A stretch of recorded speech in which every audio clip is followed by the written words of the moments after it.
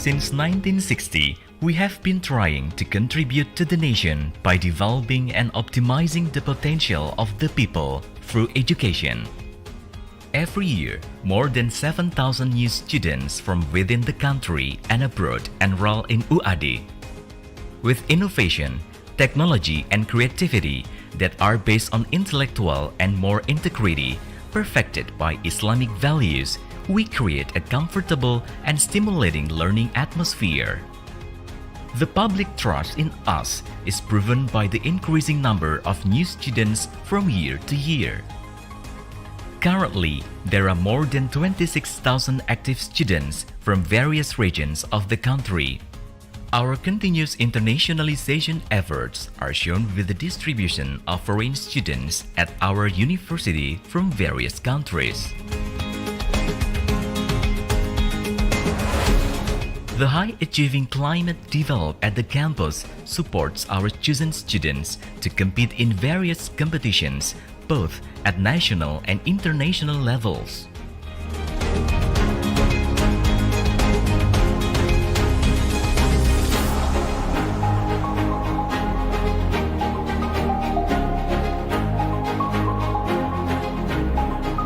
We equip students with the required experience to participate in various international cooperation programs through joint degree, double degree, short course, summer camp, and competition programs at international level. As a Muhammadiyah higher education institution, we make Al-Islam and Kemuhammadiyahan as the foundation for our campus life. Fun learning with various activities are promoted to develop the potentials and interests of the students. The students' organizations and 3 Muhammadiyah autonomic organizations that we offer are the best choice for students to channel their interest and potentials both in academic and non-academic activities. With the increasingly fast technological advances, we improve the quality of our internet connection for comfortable online learning through e-learning, as well as for various payment and tuition transactions. We have a smart room that can integrate all campus management information system that is displayed on executive dashboard system, making it convenient for immediate decision making and providing fast and optimum services for lecturers, educational staff, students, and their guardians. Besides, we can also carry out social media analysis, teleconference, or online meeting. With more than 750 competent educators with the best qualification in their fields. Since 2017, we have been accredited A by the National Accreditation Board for Higher Education. Besides, we also managed to record a variety of notable achievements.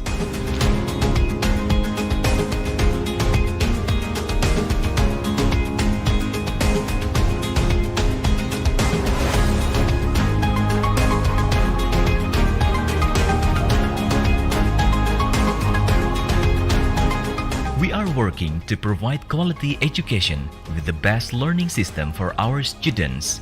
Now, we have 11 faculties and 52 study programs for both undergraduate and postgraduate programs. Adequate facilities, friendly services, professional educators are our focus.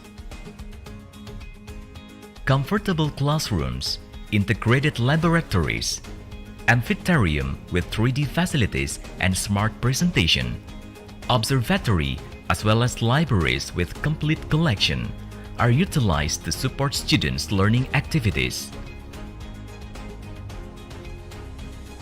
Education, research, and community service are the main objective for higher education. In terms of research, we are trying to create a conducive research climate. We are also working to encourage lecturers to continue improving their research to produce a variety of innovations that are aimed to benefit the society through appropriate and efficient technology. Our target in scientific publication in the form of books, publication in accredited national journals or reputable international journals continues to experience a significant increase. With 78 journals in various fields of science, 33 Sinta accredited journals, 3 of which are Scopus Index, UAD is the first and only Muhammadiyah higher education institution with 3 reputable international Scopus Index journals. Moreover, UAD also records an achievement in the field of community service by getting recognition and transforming from very satisfactory cluster to a superior cluster. We built a strong network with various institutions, organizations, and universities proven with various track records in national and international corporations. The corporations established promote activities in the fields of education, research and community service with seminars, workshops, publications, and various other programs. We are forging multi-year cooperation with the European Union Erasmus Plus through the capacity building for higher education program in the development of entrepreneurship and disaster management.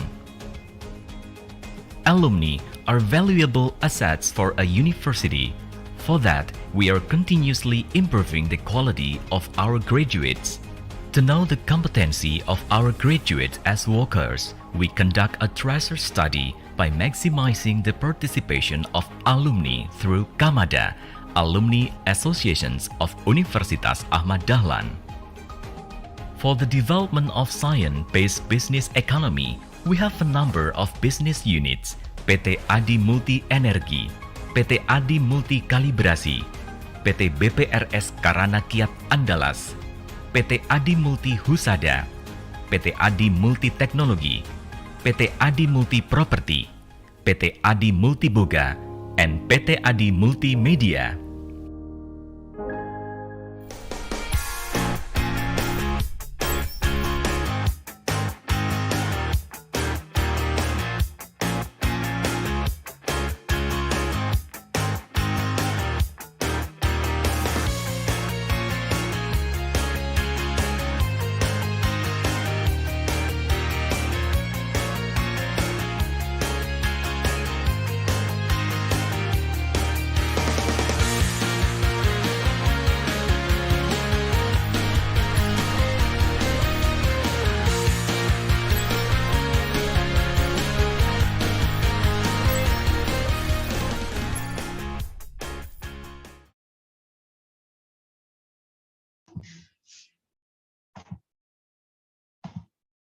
Good morning, everyone. Before starting the event, I would like to read out the rules during the conference. Please pay attention. For the participants, kindly use the full name, original institution format when joining the Zoom virtual meeting. Dress modestly and must turn on the camera.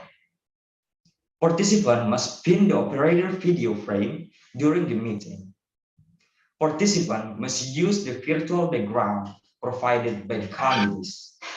Participant must disable the microphone feature or mute mode during the presentation of the material. Participants are allowed to turn on the microphone feature during the material delivery activities if there is a need or is permitted.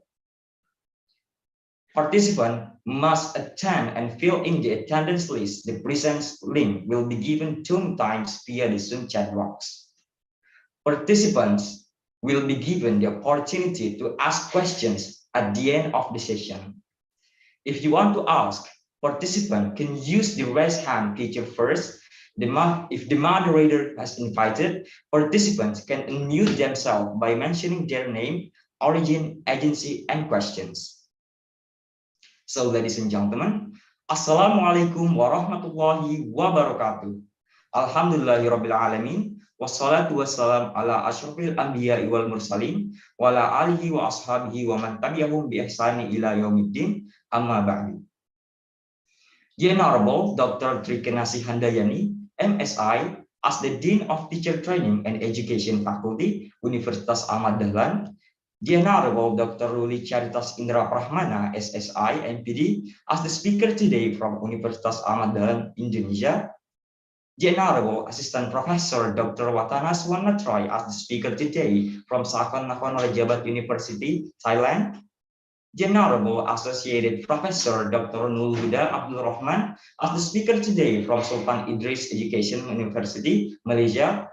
And the unforgettable all of the participants and committees one brother. All praise be to Allah, the Lord of the world, the King of the King, who makes everything in this universe, who has given us the mercies and blessings until we came together in the spiritual world. And also let's deliver salawat and salam to the Prophet Muhammad SAW, who has brought us from darkness into the path of light. Ladies and gentlemen, my name is Umayyar. As the Master of Ceremony, I would like to say welcome to the International Conference on Education, Digital Literacy Education Research and Innovation for the Gold Generation. Ladies and gentlemen, before we are going to our agenda today, let me read the several agenda. The first agenda is opening. The second agenda is reciting of the Holy Quran. The third agenda is playback of the song Indonesia Raya and Sang Surya. The fourth agenda is welcoming speeches. The fifth agenda is the main agenda. And the last one is closing for day one. So ladies and gentlemen, for the first agenda is opening. Let's open our event today by reciting Basmalah together. Bismillahirrahmanirrahim. Ladies and gentlemen, moving on to the next agenda is reciting the Holy Quran, which will be recited by Brother Rashika Anda Pasahila. For Brother Rashika, time is yours.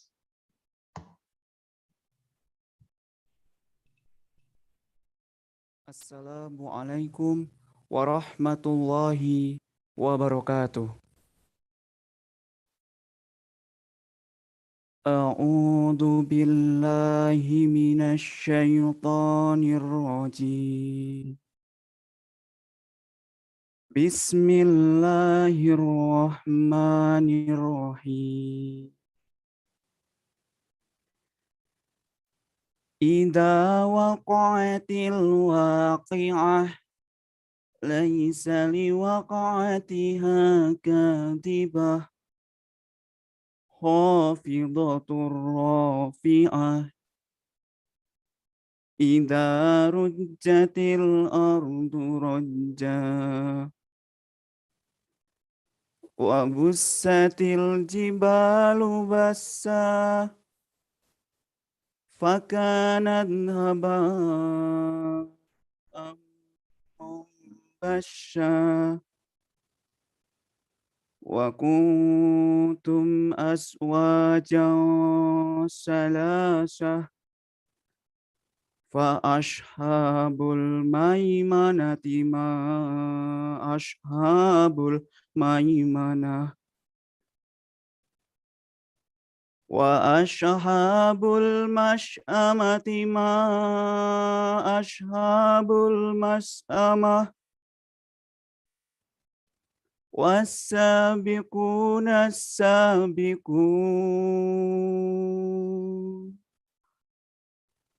ulaikal muqarrabun fi jannatin na'im sullatum minal awwalin wa qalilum minal akhirin ala sururim maudunah muttaki'ina 'alaiha mutaqabilin. Shadaqallahul adzim. Wassalamualaikum warahmatullahi wabarakatuh. Thank you for Brother Rashika.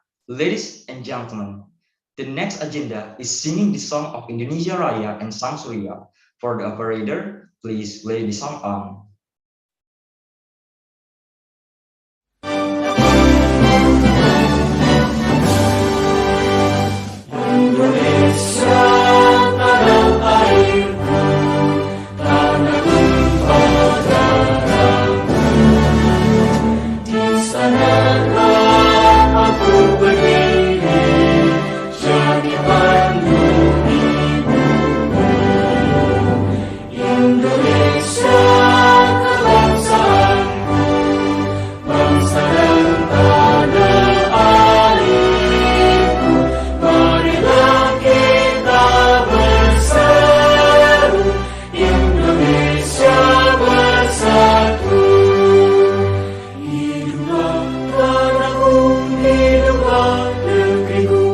bangsaku, rakyatku semuanya. Bangunlah jiwanya, bangunlah badannya untuk Indonesia Raya. Indonesia Raya, merdeka, merdeka, tanahku negeriku yang ku cinta. Indonesia Raya, merdeka, merdeka, hiduplah Indonesia Raya.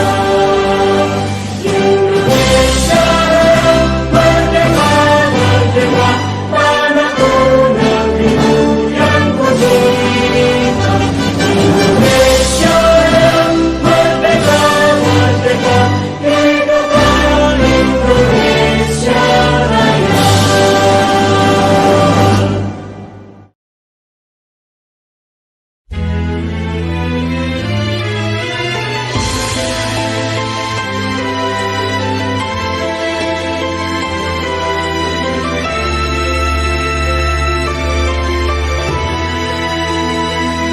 Sang surya tetap bersinar, syahadat dua melingkar, warna yang hijau berseri membuatku rela hati.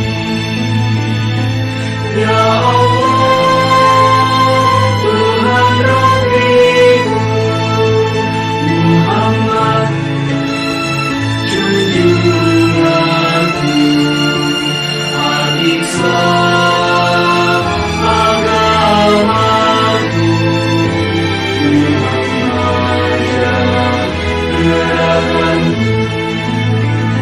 Di timur fajar cerah kemerdekaan, mengusir kabut hitam, mengubah kaum muslimin dengan peraduan.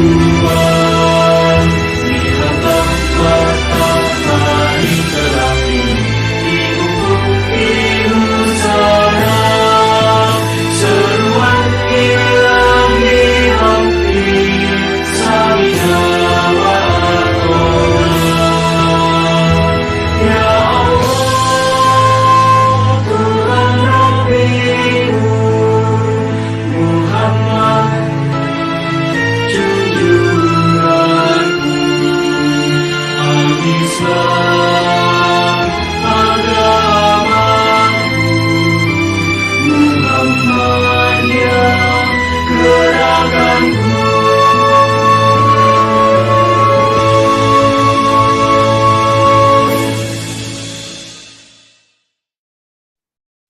Ladies and gentlemen, the following agenda is a speech from Sister Ulfiana Nurul Hikmah as the Chief of Student Executive Board of Teacher Training and Education Faculty, Universitas Ahmad Dahlan. For Sister Ulfiana, the time is yours.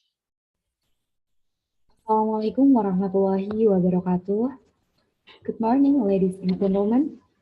Thank you to each and every one of you for being here today. My name is Ulfiana Nurul Hikmah.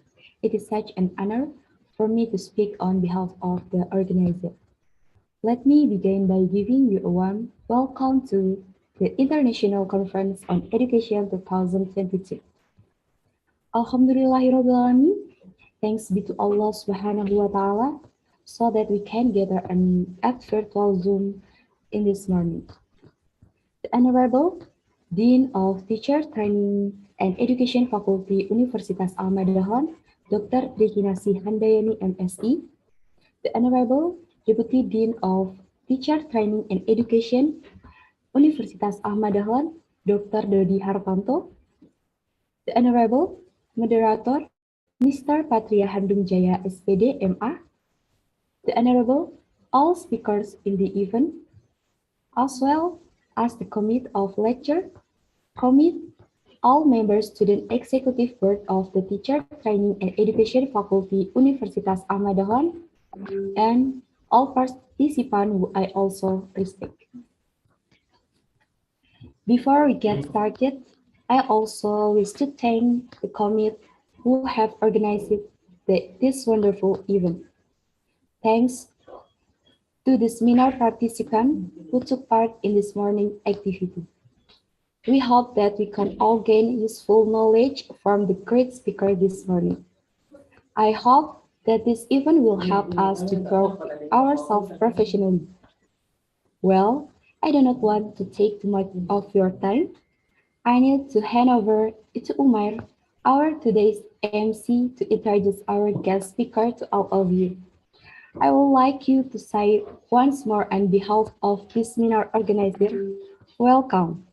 It is great to see so many of you here. Thank you and wassalamualaikum warahmatullahi wabarakatuh.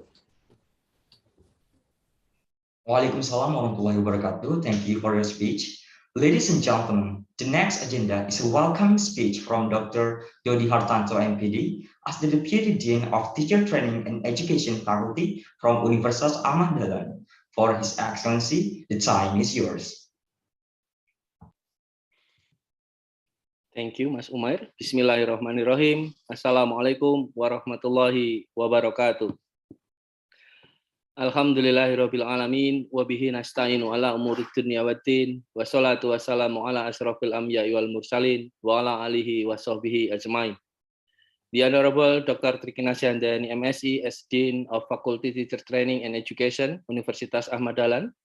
The Honorable Speakers, Associate Professor Dr. Ruli Caritas Indra Pramana from Universitas Ahmad Dahlan. And also the Honorable Speakers, Associate Professor Dr. Watana Suwanatrai from Sakon Nakhon Ratchapat University, Thailand. And also the Honorable Speakers, Associate Professor Dr. Nurul Huda Abdul Rahman from University Pendidikan Sultan Idris, Malaysia. Good morning, ladies and gentlemen. Alhamdulillahirabbil alamin. Praise to be Allah who has given us His blessing so that we can meet this morning virtually in a good condition. Salawat and salam may also deliver to our Prophet Muhammad SAW, who bring us from the dark age into bright days. Ladies and gentlemen, it is such an honor for me to speak on behalf of the Faculty of Teacher Training and Education. Let me begin by giving a warm welcome to you all. I would like to express my appreciation to the speakers, especially to Associate Professor Dr. Ruli Caritas Indra Pramana, Associate Professor Dr. Watana Suwanatrai, and Associate Professor Dr. Nurul Huda Abdul Rahman. We will learn a lot from you all. And also, I wish to thank to the committee who have organized the wonderful event, and also our college, our participants, especially our colleagues from Canberra University, Harbin University, Hiroshima University, Universitas Sarjana Taman Siswa, Universitas Pendidikan Indonesia, Universitas Garut, and the all of university that has been attend this seminar. In today's seminar entitled Digital Literacy Education Research and Innovation for the Golden Generation, we will learn a lot about how to conduct education in the post-pandemic area, especially education research and innovation for the golden generation. As we can see that the impact of the pandemic in all human life feel around the world, including education. COVID-19 pandemic has driven radical change in university operation, teaching, learning, and also management. Educational policymaker, institution, educator, and students have explored alternative ways to operate in the COVID-19 impact a new normal world. Although most higher education institutions have adjusted to the new norm and resume their daily activities, challenge caused by the pandemic remain, and the psychological, social, economic, political, health impact of the global health crisis provide us critical moment to rethink the education. Crisis management issues range from academic, financial, operational, technological, and well-being aspect due to the rapid adjustment required online learning and teaching, loss of international enrollment, campus and border closures, cancellation of on-site activities, and rising geopolitical tension. Although information and communication technologies offer platforms and tools to allow for distant learning and support decision and policy making, much uncertainty still exists. how educational should respond to pandemic situation and prepare for the post-pandemic period. Ladies and gentlemen, we all know how education system is being changed with the advance of emerging technologies in post-pandemic situation. The rapid of information and communication is bringing drastic change of society and industry. Digital transformation will create new values and becoming a pillar of golden generation. Smart Society 5.0 is human-centered society that balance economic advancement with the resolution of social problem by a system that highly integrates cyberspace and physical space.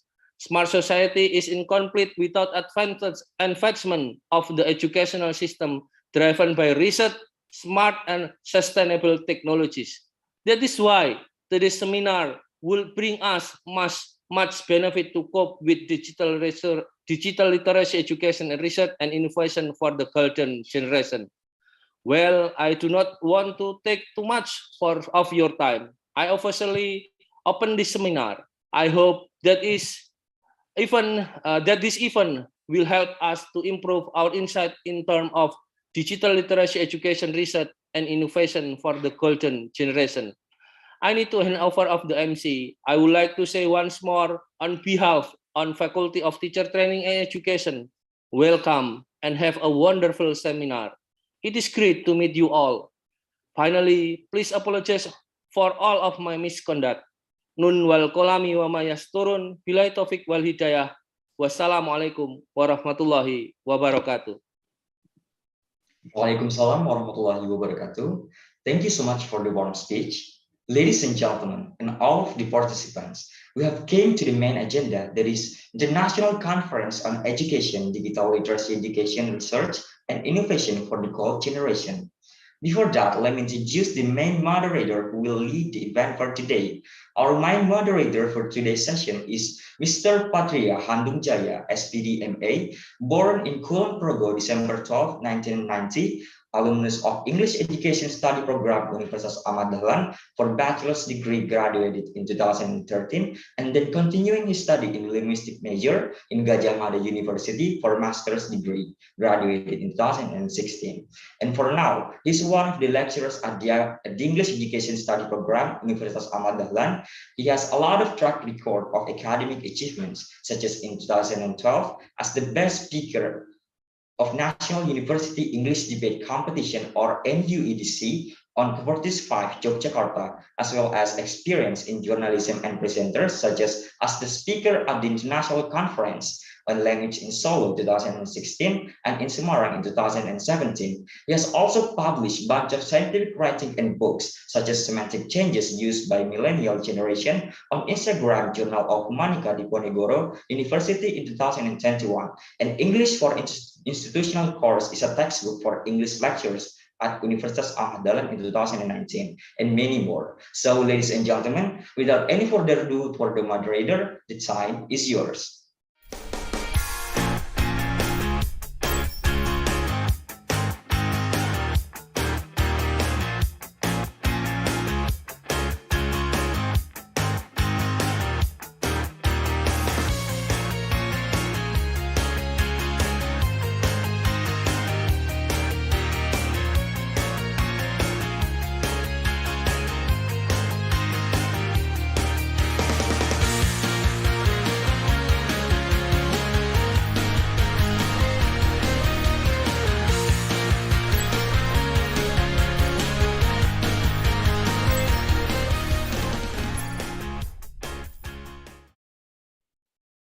Thank you so much, Mas Umair. Assalamualaikum warahmatullahi wabarakatuh. Alhamdulillahirabbil alamin. Shalatu wassalamu ala asrofil anbiya'i wal mursalin wa ala alihi washabihi ajmain, amma ba'du. The Honorable Dr. Tri Kinasih Handayani, MSc, as the Dean of Faculty of Teacher Training and Education, Universitas Ahmad Dahlan. The Honorable Dr. Dodi Hartanto, as the Vice Dean of Faculty of Teacher Training, Universitas Ahmad Dahlan. The Honorable Dr. Ruli Charitas Indra Prahmana from Universitas Ahmad Dahlan. The Honorable Assistant Professor Dr. Watana Swanatre from Sakon Nakhon Ratchasima University of Thailand. and also Associate Professor Dr. Nurul Huda Abdul Rahman from University Pendidikan Sultan Idris Malaysia as the keynote speaker, and also all of the participants and audience in this conference. So, ladies and gentlemen, it's really an honor for me to be here because talking about education, it is really an important aspect in our life. We cannot deny that everyone needs education, right? I remember one statement or quotation from Nelson Mandela saying that actually education is the most powerful weapon that we can use to change the world.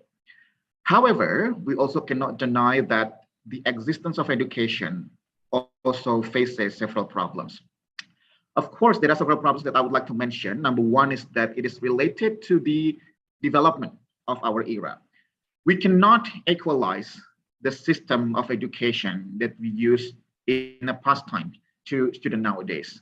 Take, for example, when we talk about millennial and also Z generation, the way we teach them would be really different compared to when we teach children in the past era. And of course, the second problem, beside the technology or beside the existence of technology, we also right now are saddened with the fact that the pandemic has hit us for more than 2 years. And by the existence of this pandemic, it has changed a lot of our way of thinking and also the teaching and also learning process. Of course, by this kind of pandemic, people start to use some alternative way in teaching and also in learning. Last but not least, the problems that we often face related to the education is that it is related to the culture of literacies. Because if we see the fact right now, based on statistical data, that the number of students who are interested in reading, for instance, are really low. So that's why we do really need the culture of literacies and how to build the culture of literacies. Therefore, today, in this very special occasion, we have 3 amazing guests that will present the 3 situations and also the solutions regarding to all of the problems that I have mentioned before. There are number 1, of course, our first speaker, Dr. Ruli Charitas Indra Prahmana from UAD. I would like to greet Dr. Ruli first. Good morning. Assalamualaikum, Dr. Ruli.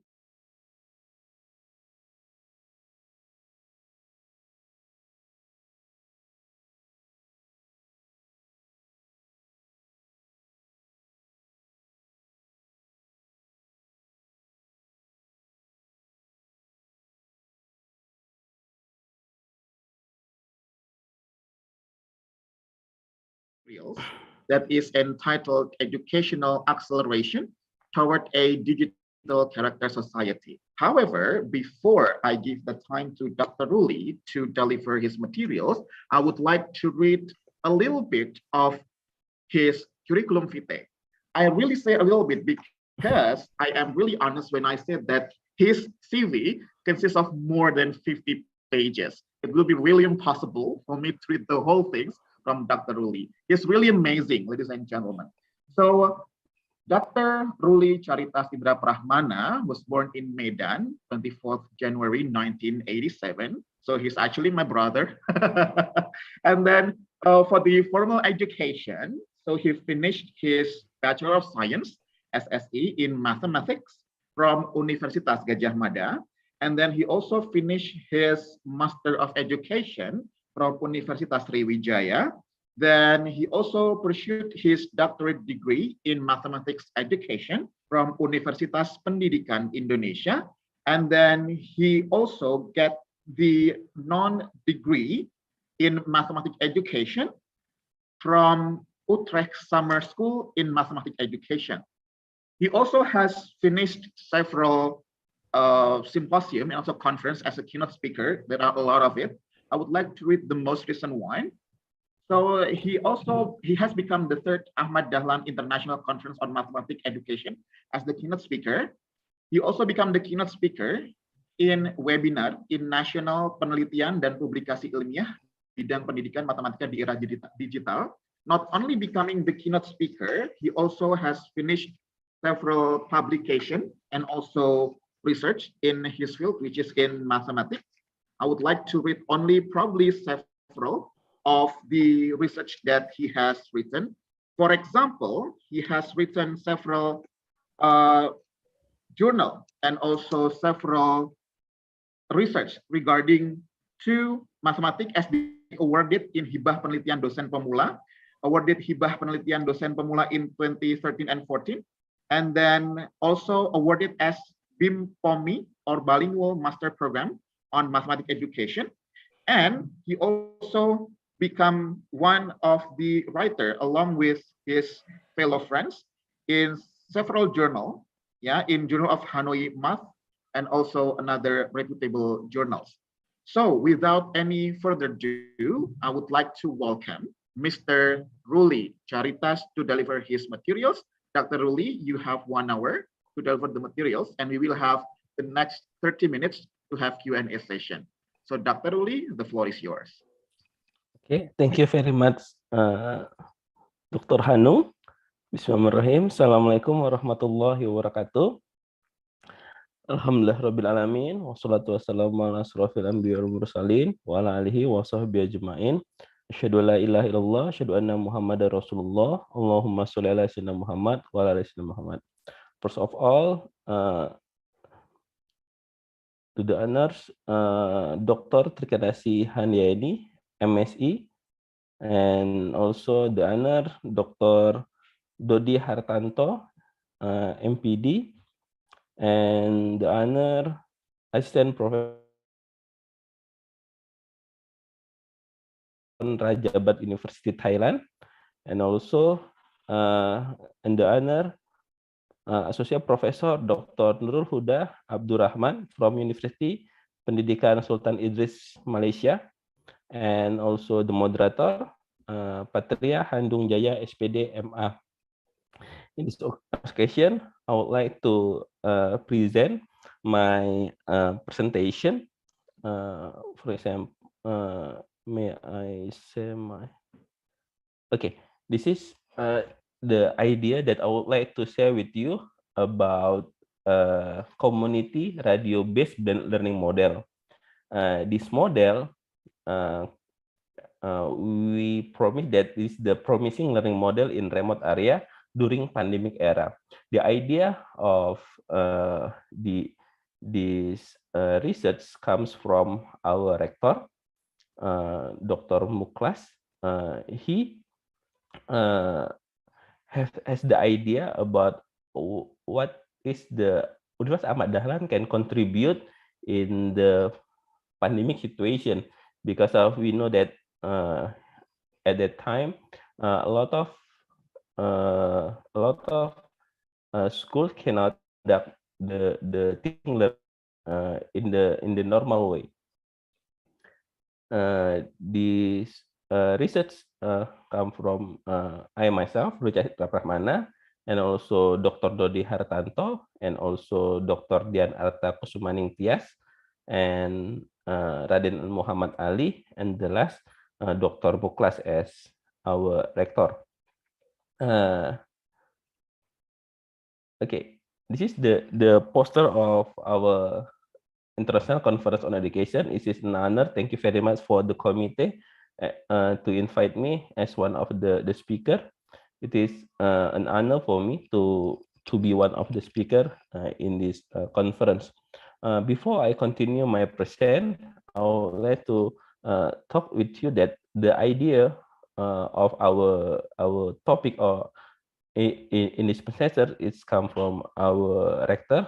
You see that the idea about the community radio-based blended learning model have been written intellectual property from our ministry, and the name and the inventor is Dr. Muklas MT. And then I have 4 sections in our outline that I will take to you. The first one is about the pandemic change, how teaching and learning do.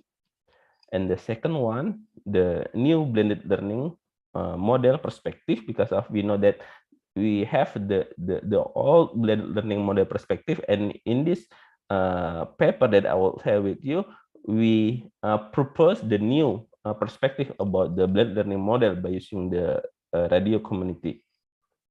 And the third one, community radio for the education, because of a long time ago, community radio just for the some community in this area make the radio to share some activity in this community. But in this presentation, I would like to share with you about the community radio for the education. And the last one, I will share with you the framework or the idea about the community radio-based blended learning model as a promising model in the pandemic era. Okay, I will tell to you one by one of our outline. This is the first one, the teaching and learning in the pandemic era. As we know that the world is currently suffering from the COVID-19 pandemic, which pose a serious health and fatality risks to monitor the rapid spreads of the virus between individuals. The World Health Organization, or WHO, has provided a protocol for individuals to implement physical distancing. As you know that this condition represent an enormous challenge to sustainable in the field of education, because of we know that we must be carry out the teaching and learning process at matrix on the human activity during the COVID-19 pandemic to ensure children's right to continue to get the education, to ensure the sustainability of the children's life in the future. Because of the situation, teaching and learning activity that has been performed face-to-face has now been shifted to virtual or distance learning. However, the internet is not accessible in the certain region in several countries due to various constraints such as location, making it difficult for people to carry out the distance or virtual learning. This is what occurred in Indonesia. You know that in Indonesia, we have some region or some city that not accessible in an internet. That's why maybe in the next slide, I will share with you about the new perspective of the blended learning model. You know that Indonesians' geographical and topographical condition, which consists of the island with the plains, mountain, make it difficult for all Indonesian region to have access to the internet that can be used for the online learning. Many students have to walk for up the mountains, climb trees, and reach the woods to get internal signals. You know that a lot of news about it. In the certain places, teachers must visit students' homes one by one to continue teaching learning process during the COVID-19 pandemic. This, of course, makes learning inefficient and negatively impacts students' learning progress. Maybe you can hear about the lost generation because of lost education because of some students in the COVID-19 era doesn't have the good teaching and learning process. The Indonesia government has issued the policy on education in emergence and guidelines for learning from home, but forced to help those who are unable to use the internet during distance learning is another problem.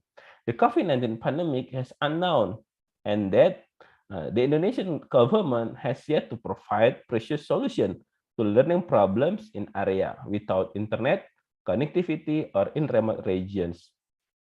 It's very make a depression among the students, student family, and also the teacher. Students must continue their education and develop their ability, but the environment are insufficiently supportive and also accommodating. It leaves teachers and parents about how to rectify the situation. It cannot be resolved swiftly. Because of this situation, significant concrete active by the government or on another organization required to resolve this problem, and also from Universitas Ahmad Dahlan. One of that is to make the access the internet is to create a learning model that use the another networks in the region, such as radio networks. This is the idea why we use the radio community, because of a lot of region in Indonesia doesn't support the internet connection. Radio networks in Indonesia are more straightforward and more accessible in some area. These networks can provide content knowledge or direct teaching activity from the teachers to the students. In a sense, the learning process is one of the instructor who encourage the transmission of information that can direct students to explore the knowledge they want to know and learn on their own. The students obtain the learning experiences that are useful for the group. However, this cannot be achievement individually. There must be commitment and collaboration on the part of different parties, such as the educational community, the school, and the government to use the network and establish sustainable learning methods so that the learning can be carried out effectively. And that's why the idea of the computer radio community is come up based on this situation. Okay, this is the teaching and learning in the pandemic era. And the next one, this is the continuous of the teaching learning I got from another resources about year 6 during the coronavirus outbreaks in March 2020. From this literature, I got it the sample from the researches come from the 20 programs undergraduate, postgraduate, executive switch to full online teaching and learning. And also we have 6,000 students learning online and more than 100,000 use Zoom in just 2 weeks. The increasing is very rapid and massive. And also more than 400 professors, permanently adjunct, etc., currently mobilized on the Zoom solution because of we have Google Meet and another platform, but Zoom is very stable than the others. Around 350 professors trained over 1 week to use the Zoom solution via webinar, and also from these resources we get the since schools promise close to the students because of the COVID-19 crisis. EASEG teaching and administrative teams have been mobilized to ensure the pedagogical continuously of the school's 20 programs. Sorry. Wait a minute. What happened in my presentation? Okay, Mr. Hadung, I 1 minute. I want to go to toilet first. Sorry. Sure. Yeah. No problem, sir. Right. So, ladies and gentlemen, while waiting for Dr. Ruli, I would like to remind all of the participants here to still turn on the camera while the presentation. And after that, we would like to open the Q&A session after the presentation delivery, right? The questions would be open for several participants. We will open this Q&A session in 2 sessions, and 1 session would be open for 3 participants, right? Yes. So I would like to also remind that the topic for Dr. Ruli, the presentation, is related to the digital teaching method, especially during this pandemic, because as what we can see based on the introduction from Dr. Ruli, that the pandemic has hit all of the platform in education. And I do think that it's not only for the students and also teacher, it also hit the parents as well. Because as we can see right now, that it's not only the teacher who teaches the student, but also parents take a part in this kind of education system, right? However, of course, it creates a lot of problems and a lot of issues, despite the background of the family that is different, like what has been mentioned by Dr. Ruli previously, that the situation or the environment is sometimes not really supportive. From the environment, for example, that we know some people live in a really area that cannot be accessed by the internet, so that it will create problems, right? So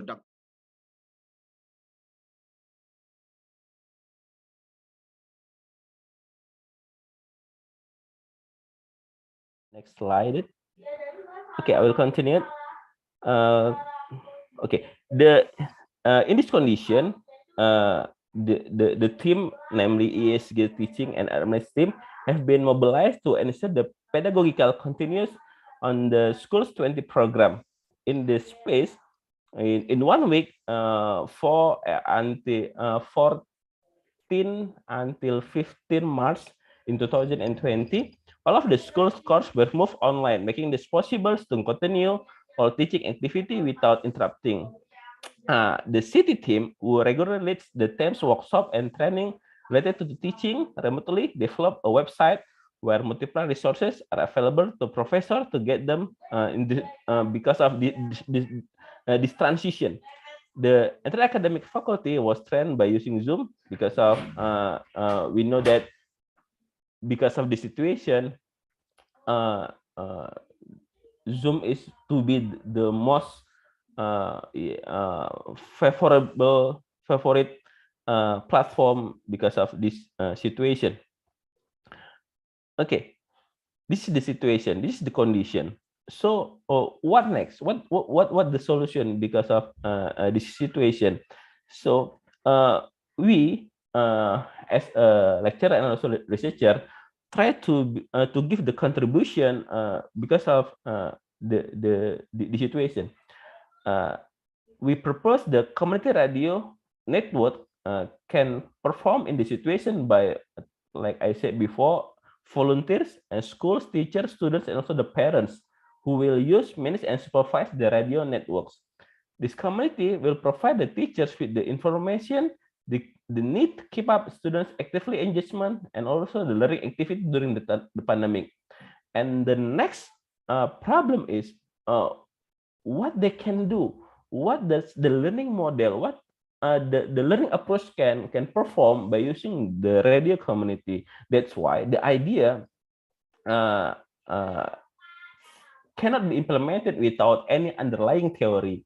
So I am the lecturer and also the researcher try to do the study literature to be the contributes to construct the theoretical learning framework models for using community radio networks and the learning medium in the remote area.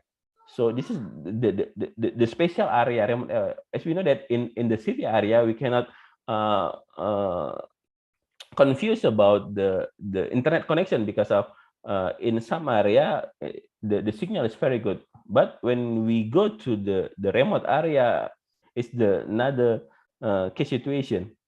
So that's why this model developed through the systematic review, synthesis, critical analysis, and also integrating the several work literature, like I said before, to transform the education from the critical transformation pedagogy. Hopefully, the research result will be used as the theoretical basis for future research on implementing in the field as the alternative learning solution in the remote area, so that distance learning during the pandemic can still occur. Okay, this is the idea or the background of the situation. So that what is the blended learning model? This they have another story. Blended learning model discourse on the blended learning has been since 1960 maybe, but it's only that have many supporters in the 1990s since the technology began to develop. The first time blended learning use were when the Center for Interactive Learning and Educational Business Institution in Atlanta, this is the first one, made a press release in 1999 about the online course program using the blended learning technology. There was no clear definition about the blended learning until Graham published a book entitled The First Handbook of Blended Learning. He said that to define the blended learning as the combination of the instruction from two historically spread teaching and learning models. The first one is face-to-face learning system, and the second one distributed by the learning system.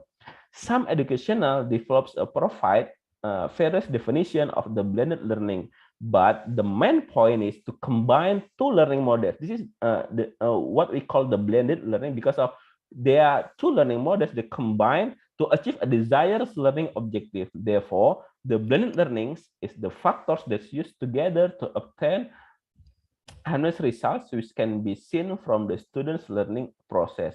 There are a lot of definitions from the Sign and Read 2001 about the from Graham in 2006, and also a lot of but the main point of the blended learning combine the main point and the principle from the blended learning model is just combine two different learning. The first one is face-to-face learning with information, and the second one communication and technology ICT, which makes the blended learning have the separate advantages. I try to make sure that there are some the advantages of the blended learning model. The first one, by using this combination of different educational technologies and can be improve the academic ability. Furthermore, it can be applied to students with diverse and independent learning style and low cost saving and low education costs.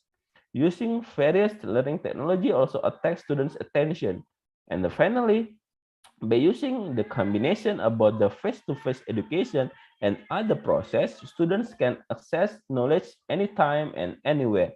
Because on the other hand, to support the blended learning model, we have several facilities such as the to optimal the learning by providing various learning media that can be attract students' attention to education and develop their knowledge. In the blended learning, the teacher acts as a facilitator. This is the point.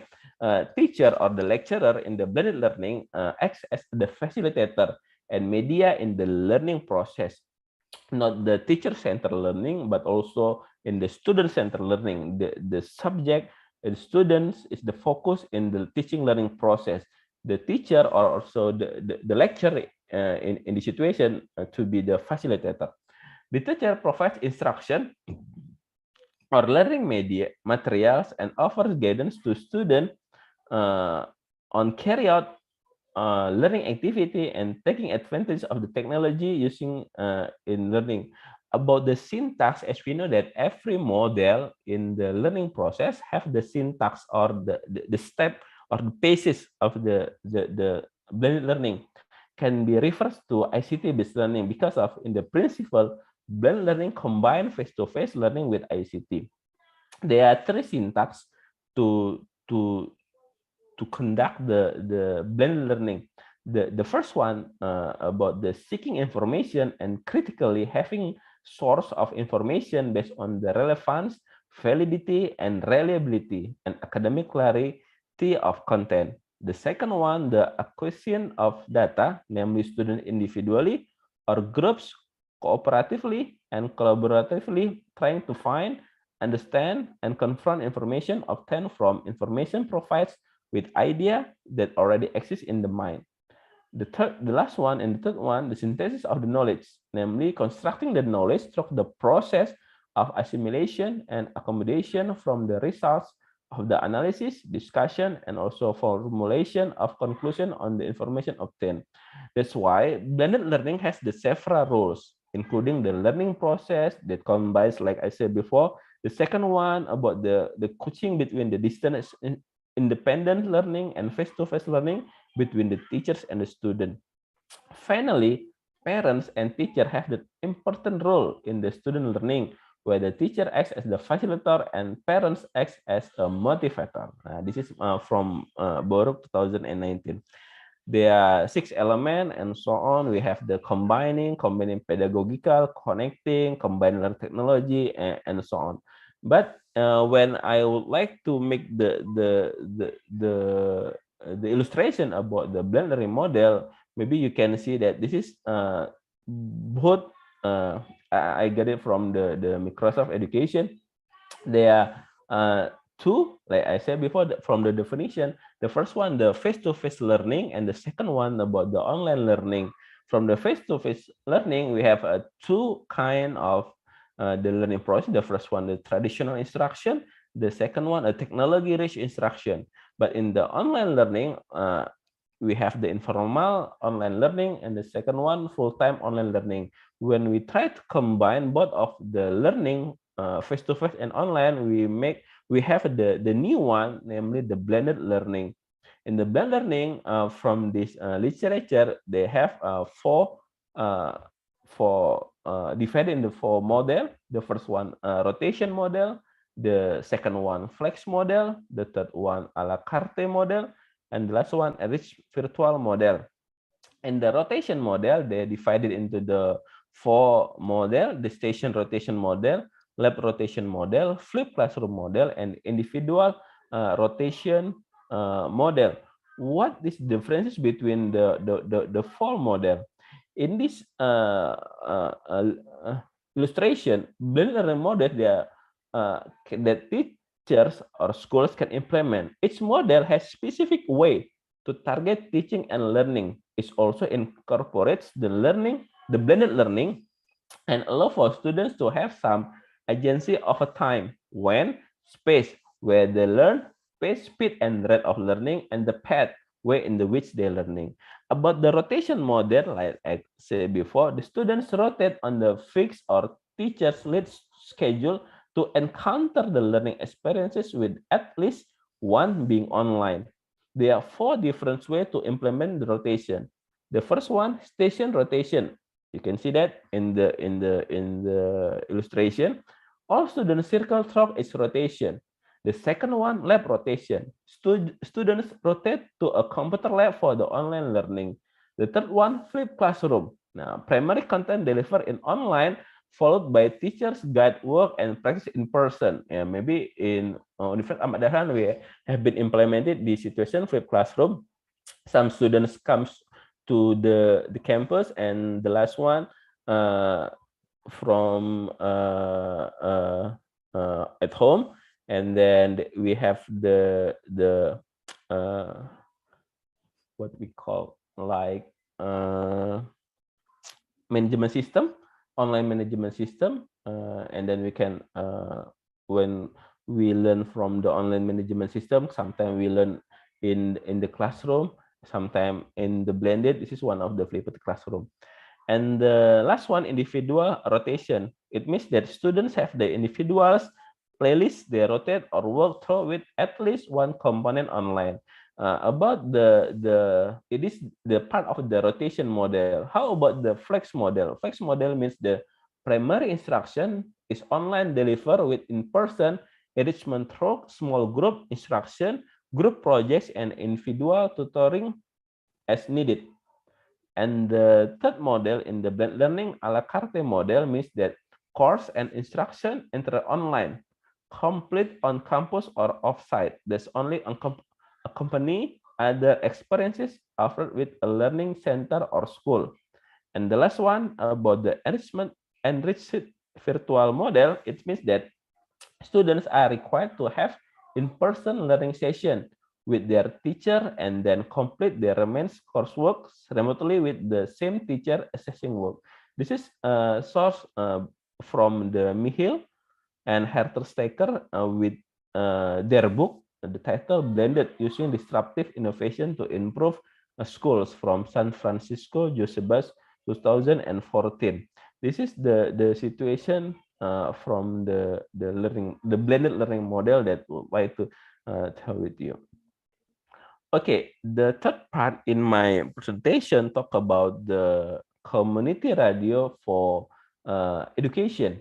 In this situation, I would like to share with you, we have several countries that have been implemented community radio for education. The first one in Canada. In Canada, radio has been used as a medium for education since 1920 in rural Canada. It is motivated by Canada's extensive geographic condition, the population in this region.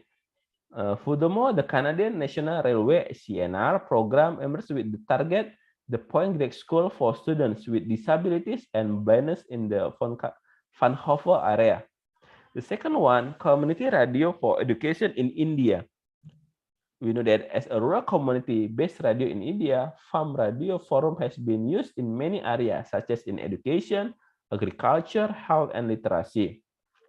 The name of the radio community radio for education in India is Community Radio Station Series, has been successful, improving the perspective the farmers of the increased productivity and the crops and increased literacy level of the community, proven by the increase the newspaper reading among the people in Kotampati, this is the location.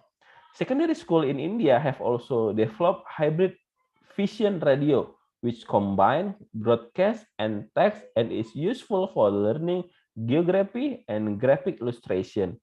In another country, in Nigeria, community radio for education in Nigeria starting in 1960s.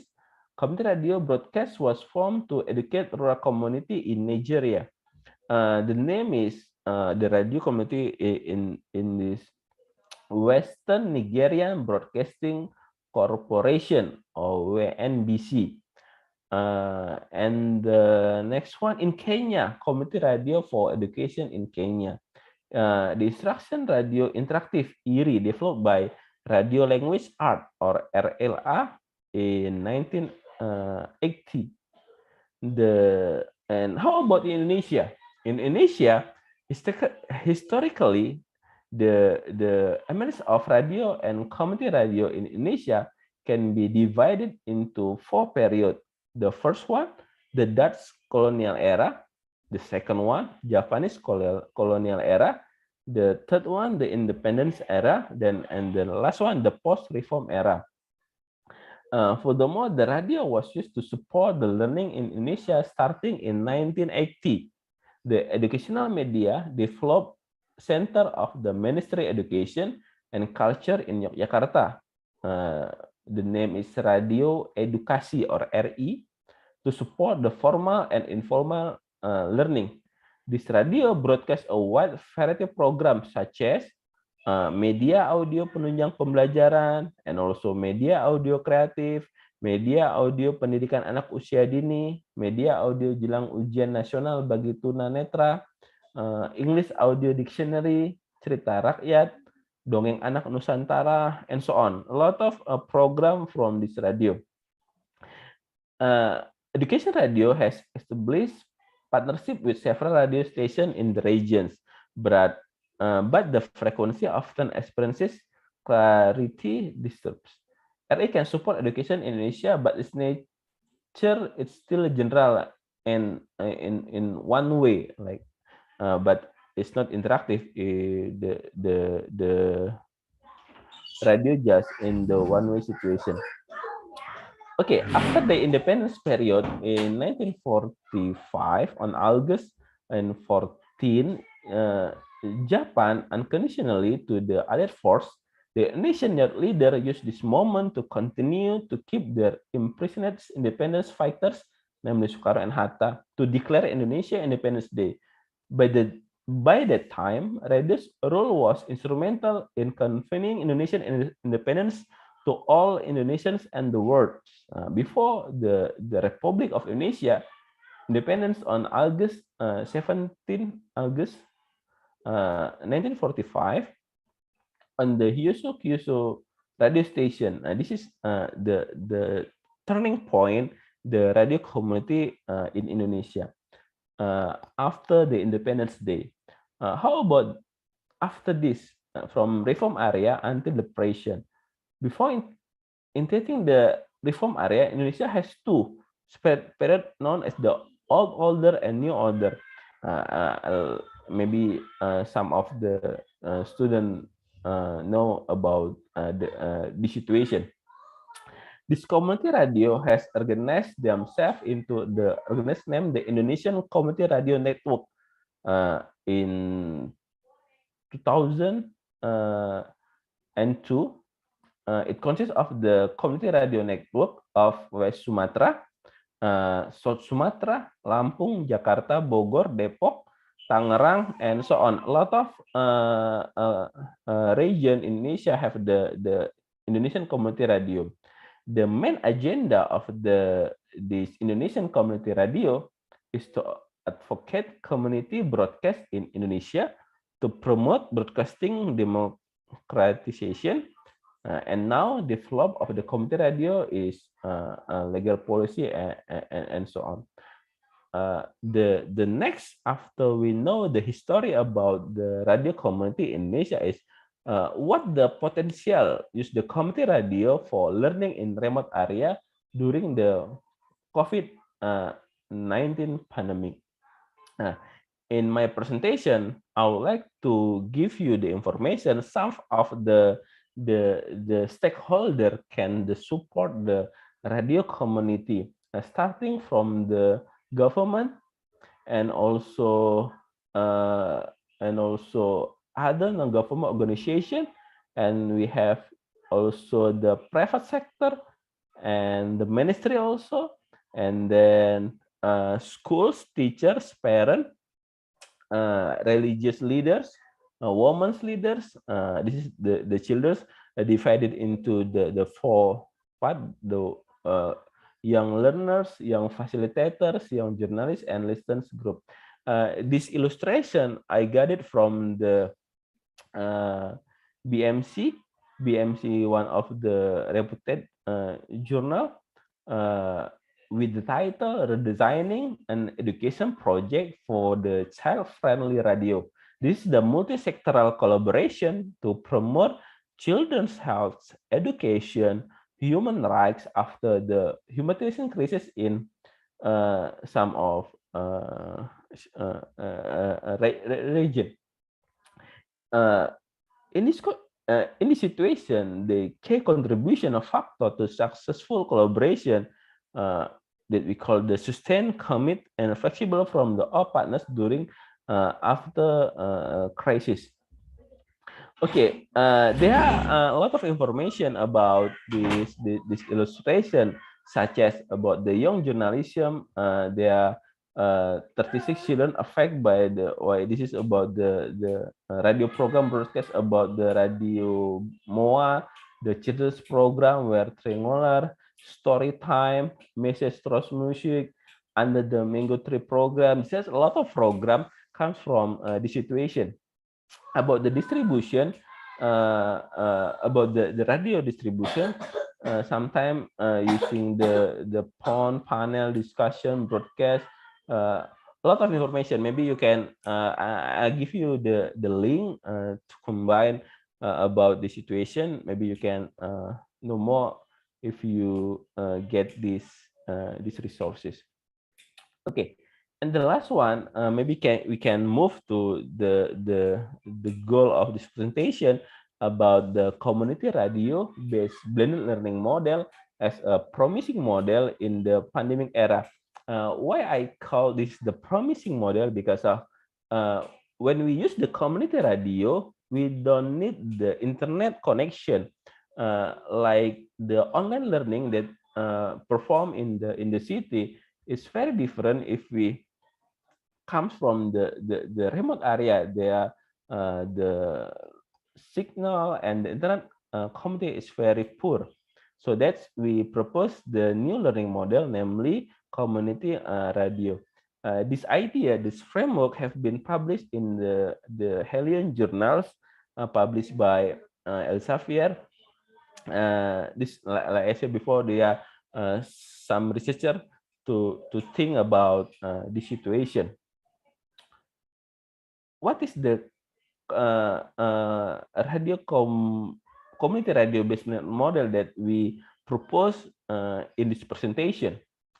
The first one, as we know that education in the remote area during this pandemic require learning media with the spatial and two ways coverage, not only one way, but also two ways in function to convey learning material and instruction from the teachers to the students, and finally get the learning experience, even though it has not been able to meet the educational needs in the remote area.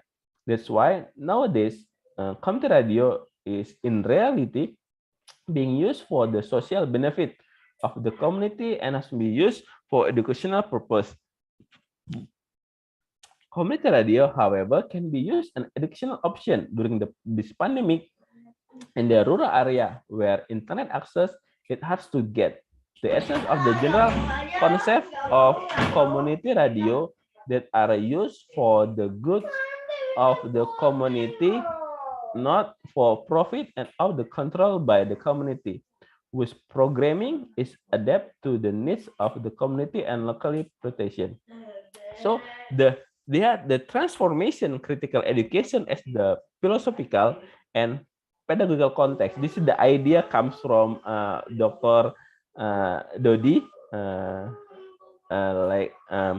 if I'm not mistaken, about the transformative critical education is based on the essential theory of three schools of thought, namely Frankfurt, Gramsci, and Freire schools.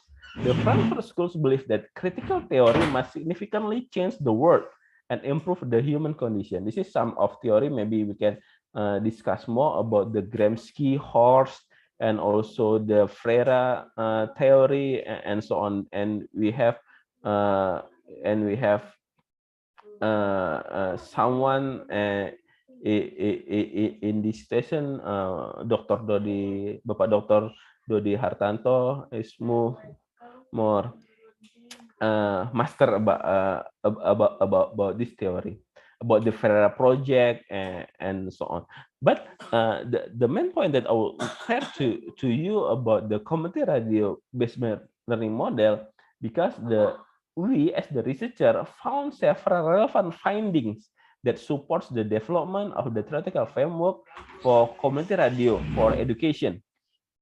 In remote area, based on the review, some of references like I said before. The first one about the blended learning literature. The second one we find about the principle combine the two face-to-face distance learning models and utilize distance technology and informatics, namely ICT. The blended learning syntax follow from the ICT-based learning syntax, seek information, because the concept of blended learning is combination of the two face-to-face and distance learning model.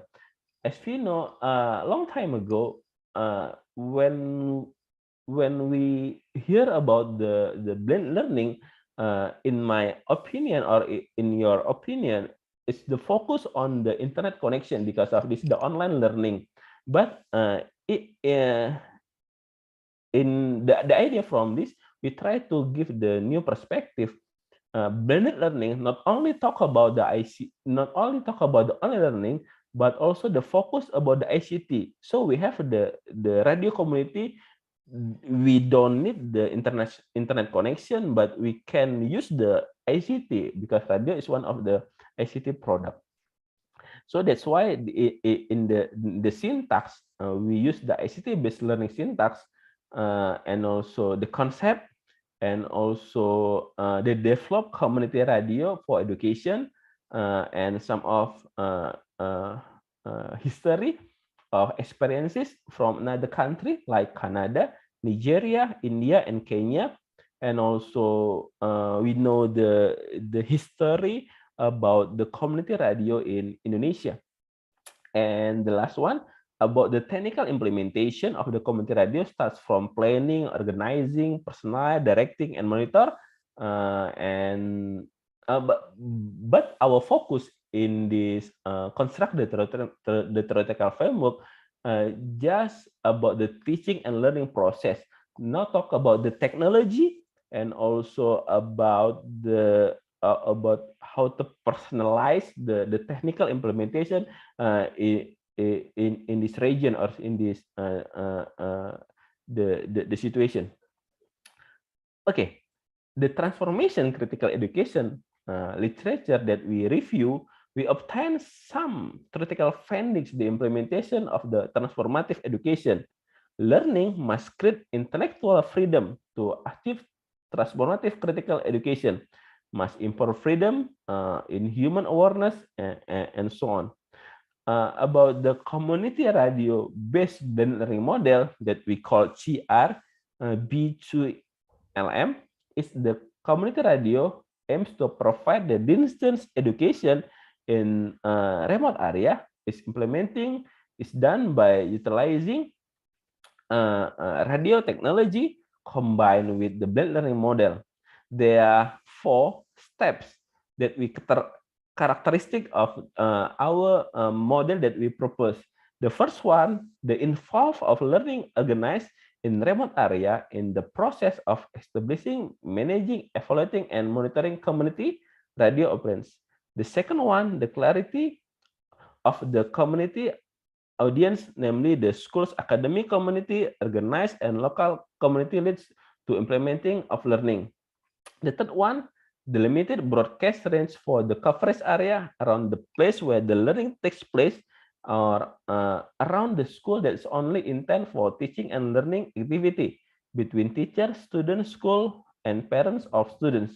The last one, technology and the cost that I adjust to the condition of the member of the learning organized in the remote area. So the idea is we have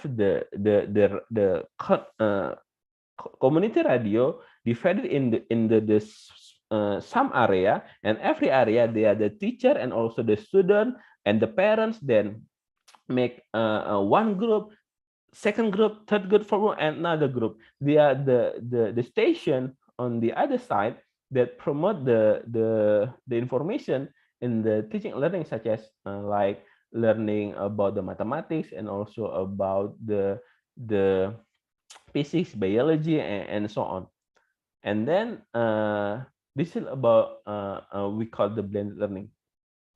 Okay, about the illustration, maybe I will try to give the information. This is I got it from the IEEE publication, namely, if I'm not mistaken, wait a minute.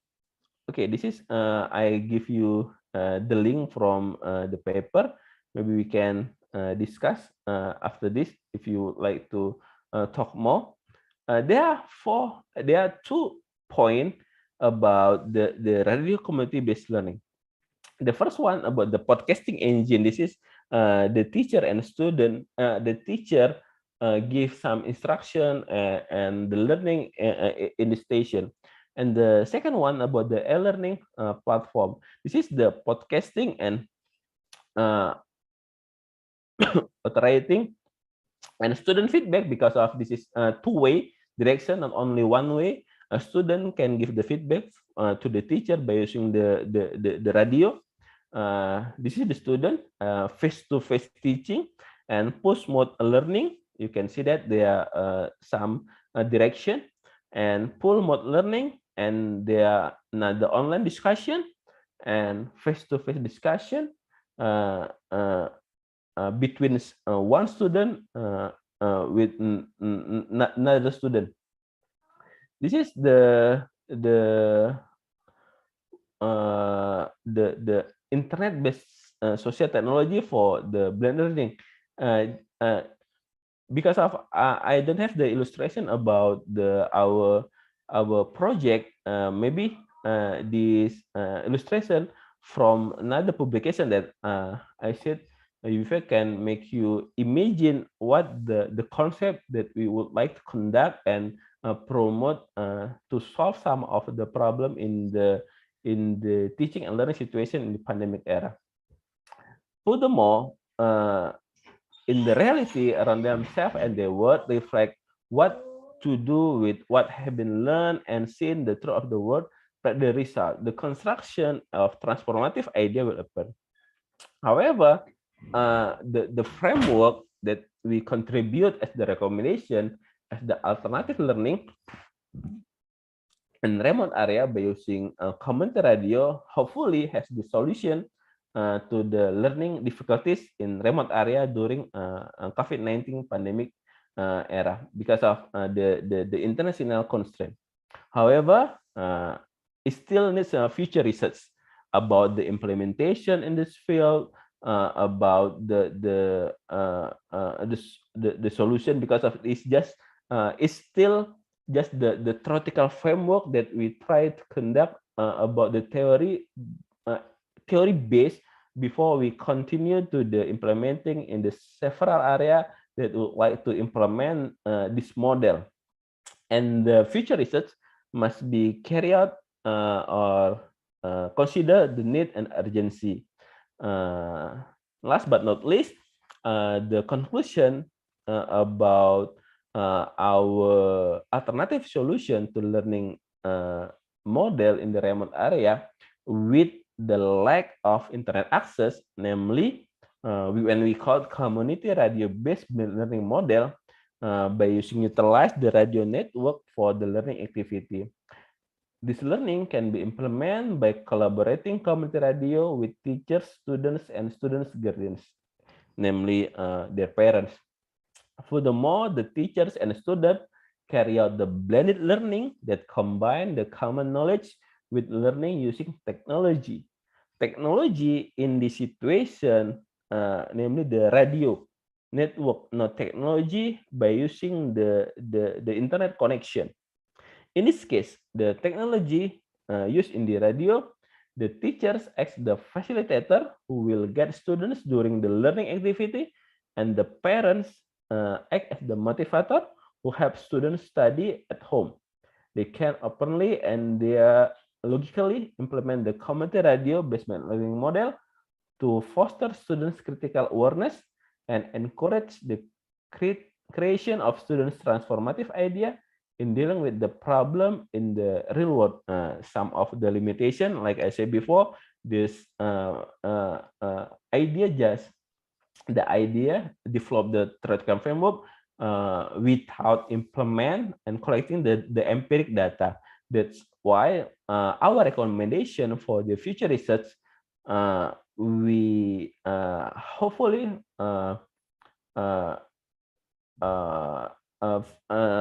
future research can implement the research to collecting empirical data in the learning process by using our learning model, because this can be demonstrate the model's efficacy in teaching and learning activity during the pandemic era. I think that's all for my presentation, Dr. Hadung. Thank you very much. We can discuss after this. I'm so sorry because of a lot of noise from my children because we isoman together in our. Thank you. Assalamualaikum warahmatullahi wabarakatuh.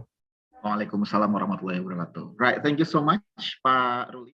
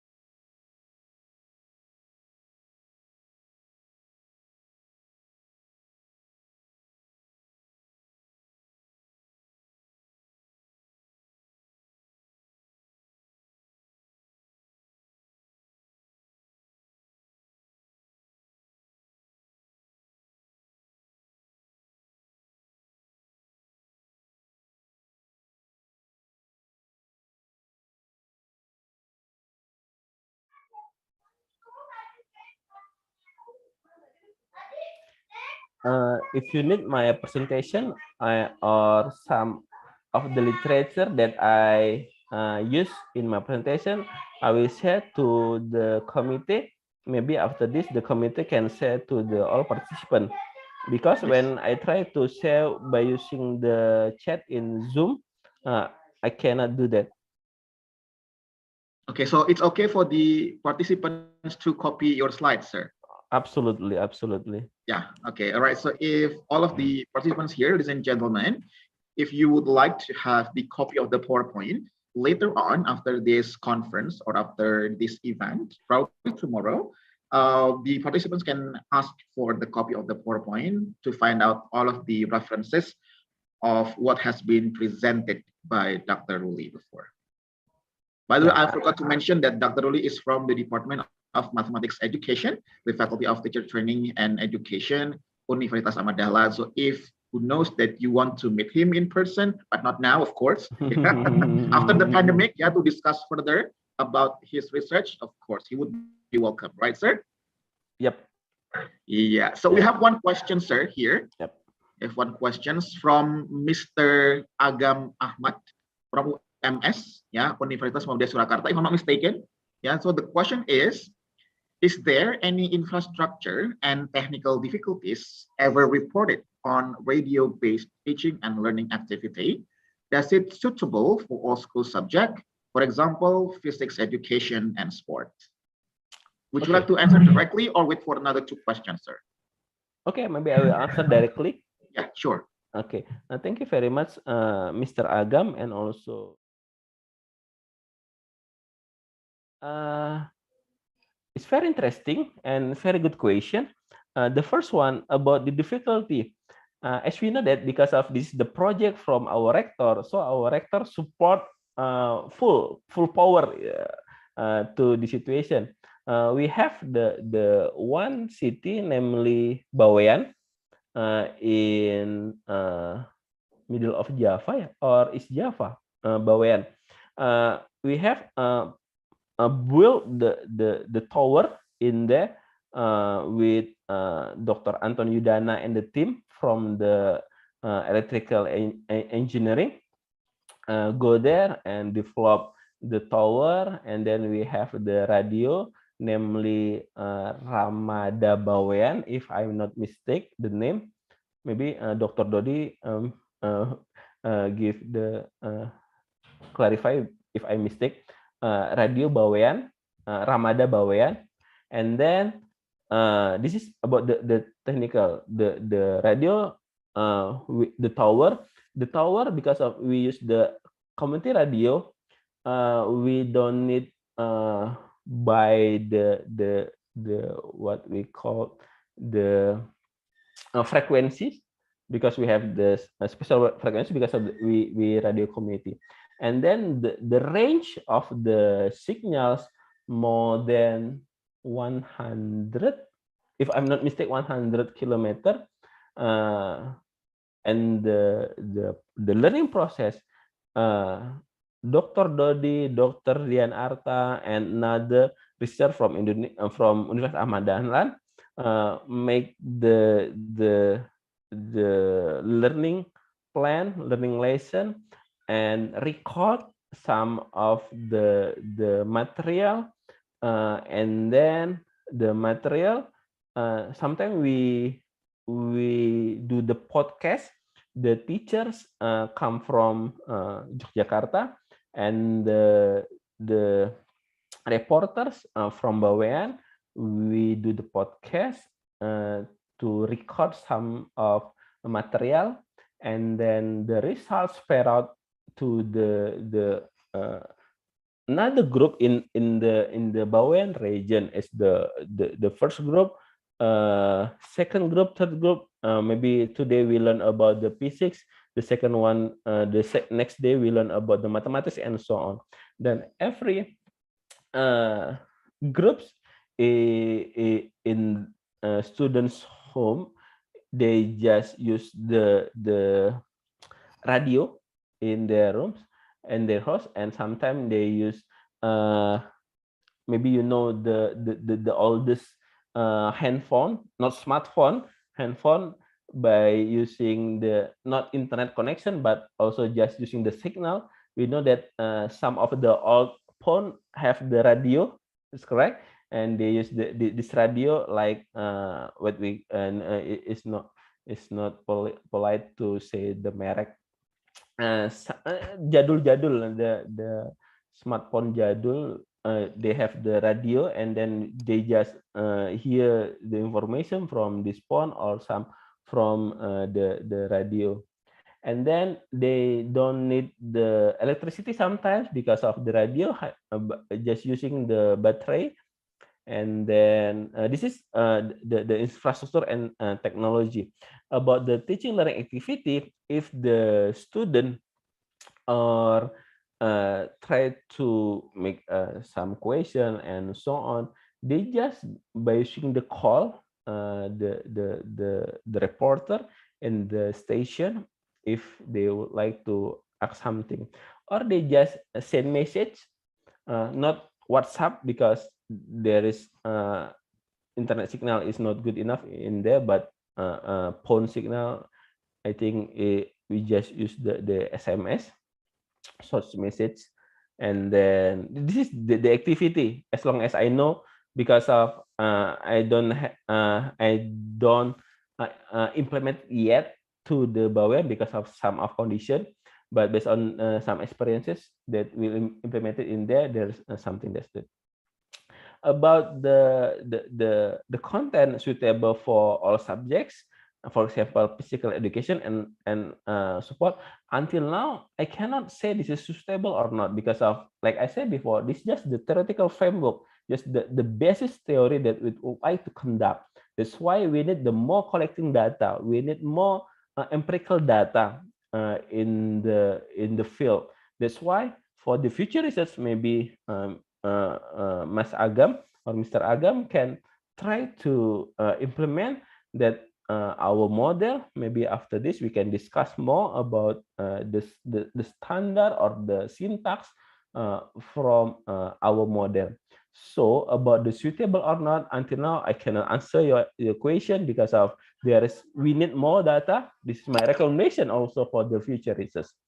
I think this is my answer for Mr. Adam. Thank you, Mas Handung.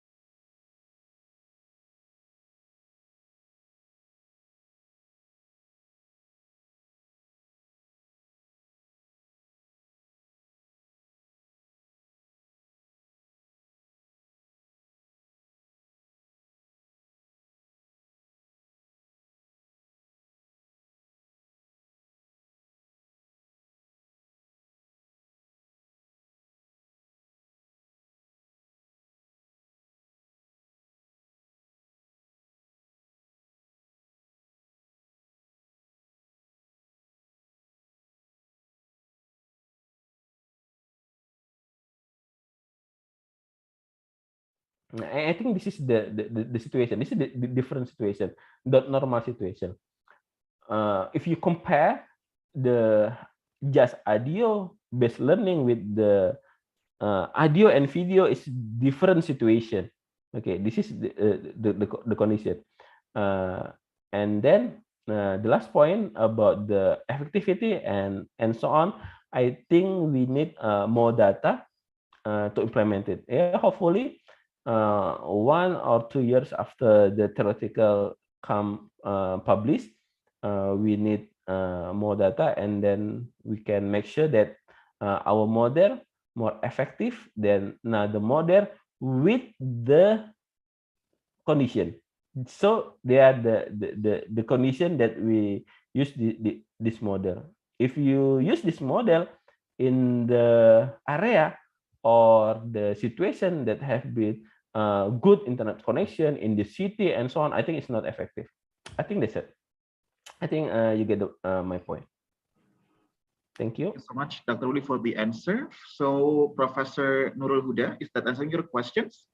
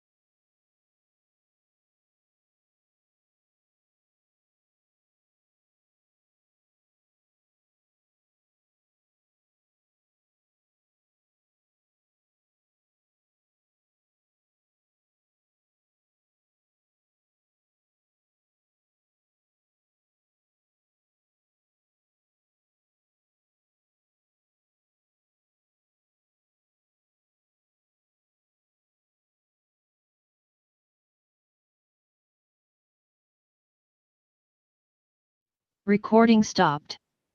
Okay, all right. Thank you so much, Dr. Uli, for the answer, and Associate Professor Dr. Nurul Huda for the questions.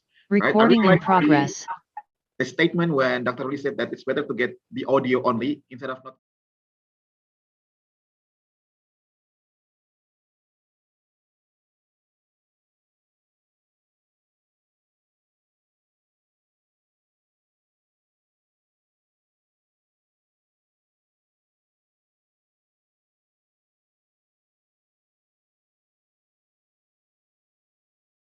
The first session. So if you have questions regarding to the presentation or the theory delivered by Dr. Uli, please raise your hand, or you can write the questions directly on a chat room.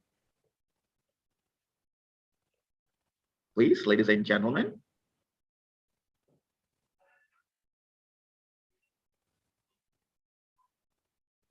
Well, this is also really interesting because Dr. Ruli also invited us to, who knows that we are interested in the research later on, then we can have further research about the theory or the foundation made by Dr. Ruli and the team about this research. Probably the next research would be more practical about the implementations of this radio-based learning or radio-based teaching learning method. Like what Mas Aga mentioned before, who knows that the next practical research would be regarding to sports or physics education and something like that. Yeah, so ladies and gentlemen, any other questions?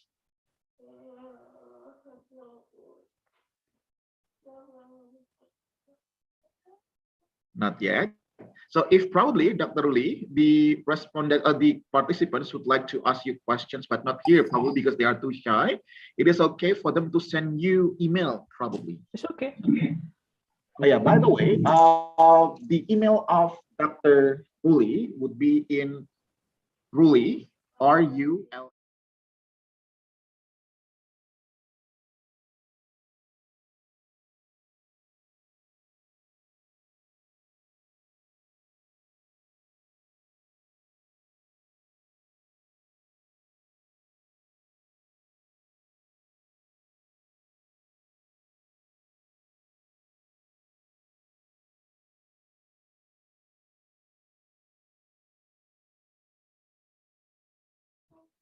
or probably all of the participants here would like to share the research as well that probably has the similar topic or similar theme with the research from Dr. Uli, please.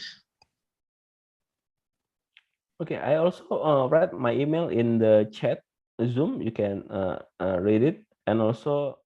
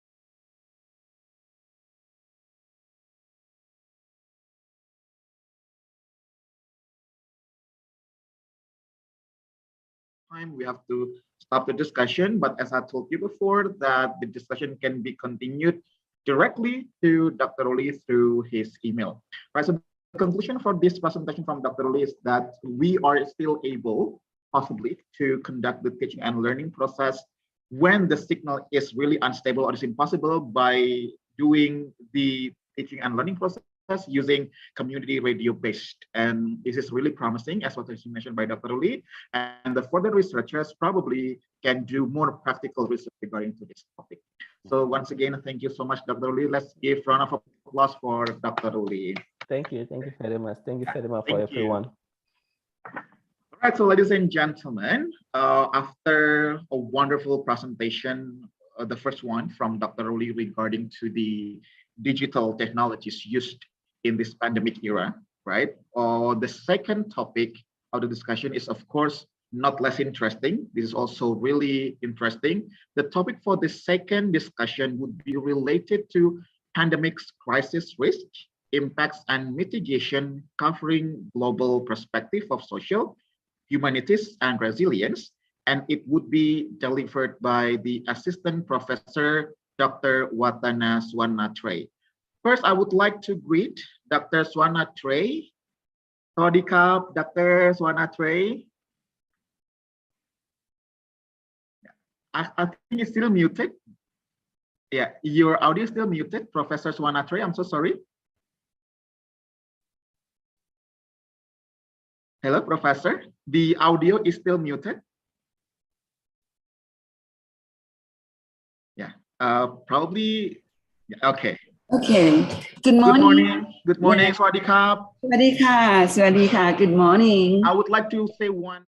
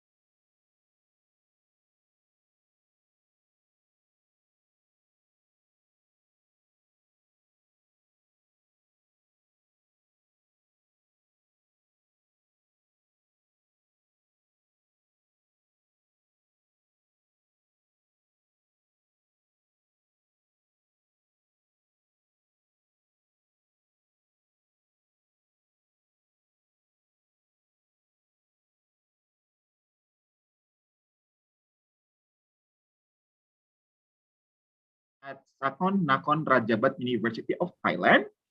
The academic qualification, she finished her Bachelor of Education in English in the College of Education, Pras Ramnit, Thailand in 1972.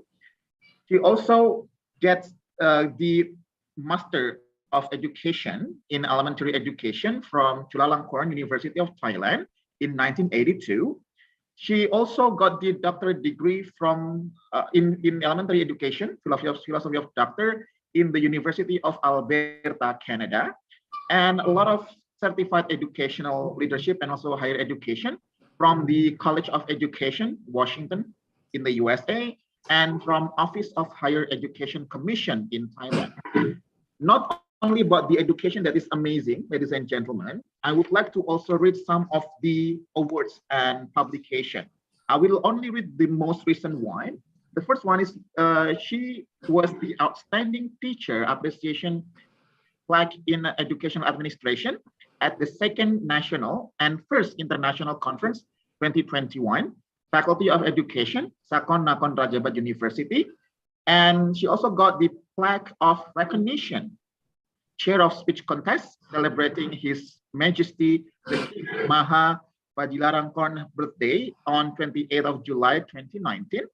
And for the publication, she wrote some of journals, papers, some of them entitled Professional Administrators in the Digital Era, and also Strategic Proposals for Educational Management of Dual Education in Secondary falls under the secondary educational service area, Office 22 and 2030. Wow, and there are a lot of it, right? More than 50, I think, here. So that's why, without any further ado, let's listen to the amazing presentation from Professor Swana Trey. The floor is yours. Okay, for the committee, our professor, would you like to deliver something before the video is played? No, I would like to thank you for having me this morning, and also to be the guest speaker this morning. So it's quite a great honor for me, and I hope that my presentation that I did send to you will be useful for the conference this morning. Thank you. Yeah, it will, Professor. It will be really beneficial for us.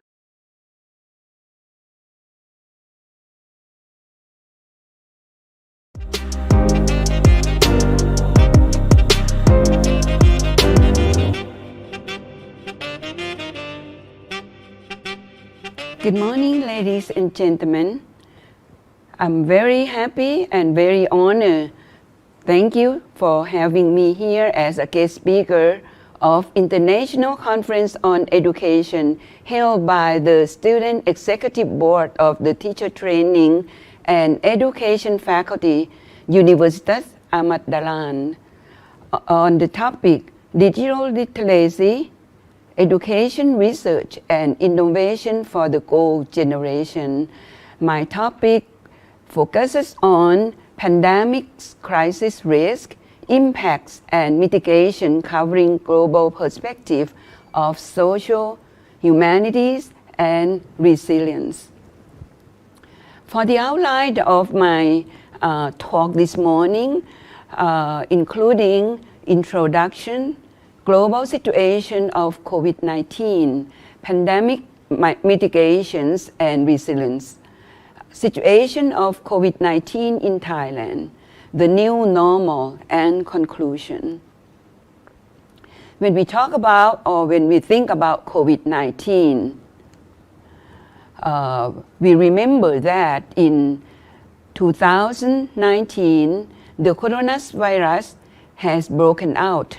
The first case of this contagious disease, which caused severe acute respiratory syndrome, coronavirus 2, was identified in Wuhan, China in December 2019. The disease has since spread worldwide, leading to an ongoing pandemic. According to global situations of COVID-19, lately on February 28, 2022, the total cases reached up to more than 400 million, led to the death of more than 5 million people around the world, and every country is still faced with an increase of cases every day. The USA has the highest number of fatalities from COVID-19, which was more than 900,000 deaths, followed by Brazil with more than 600,000 and India with more than 500,000.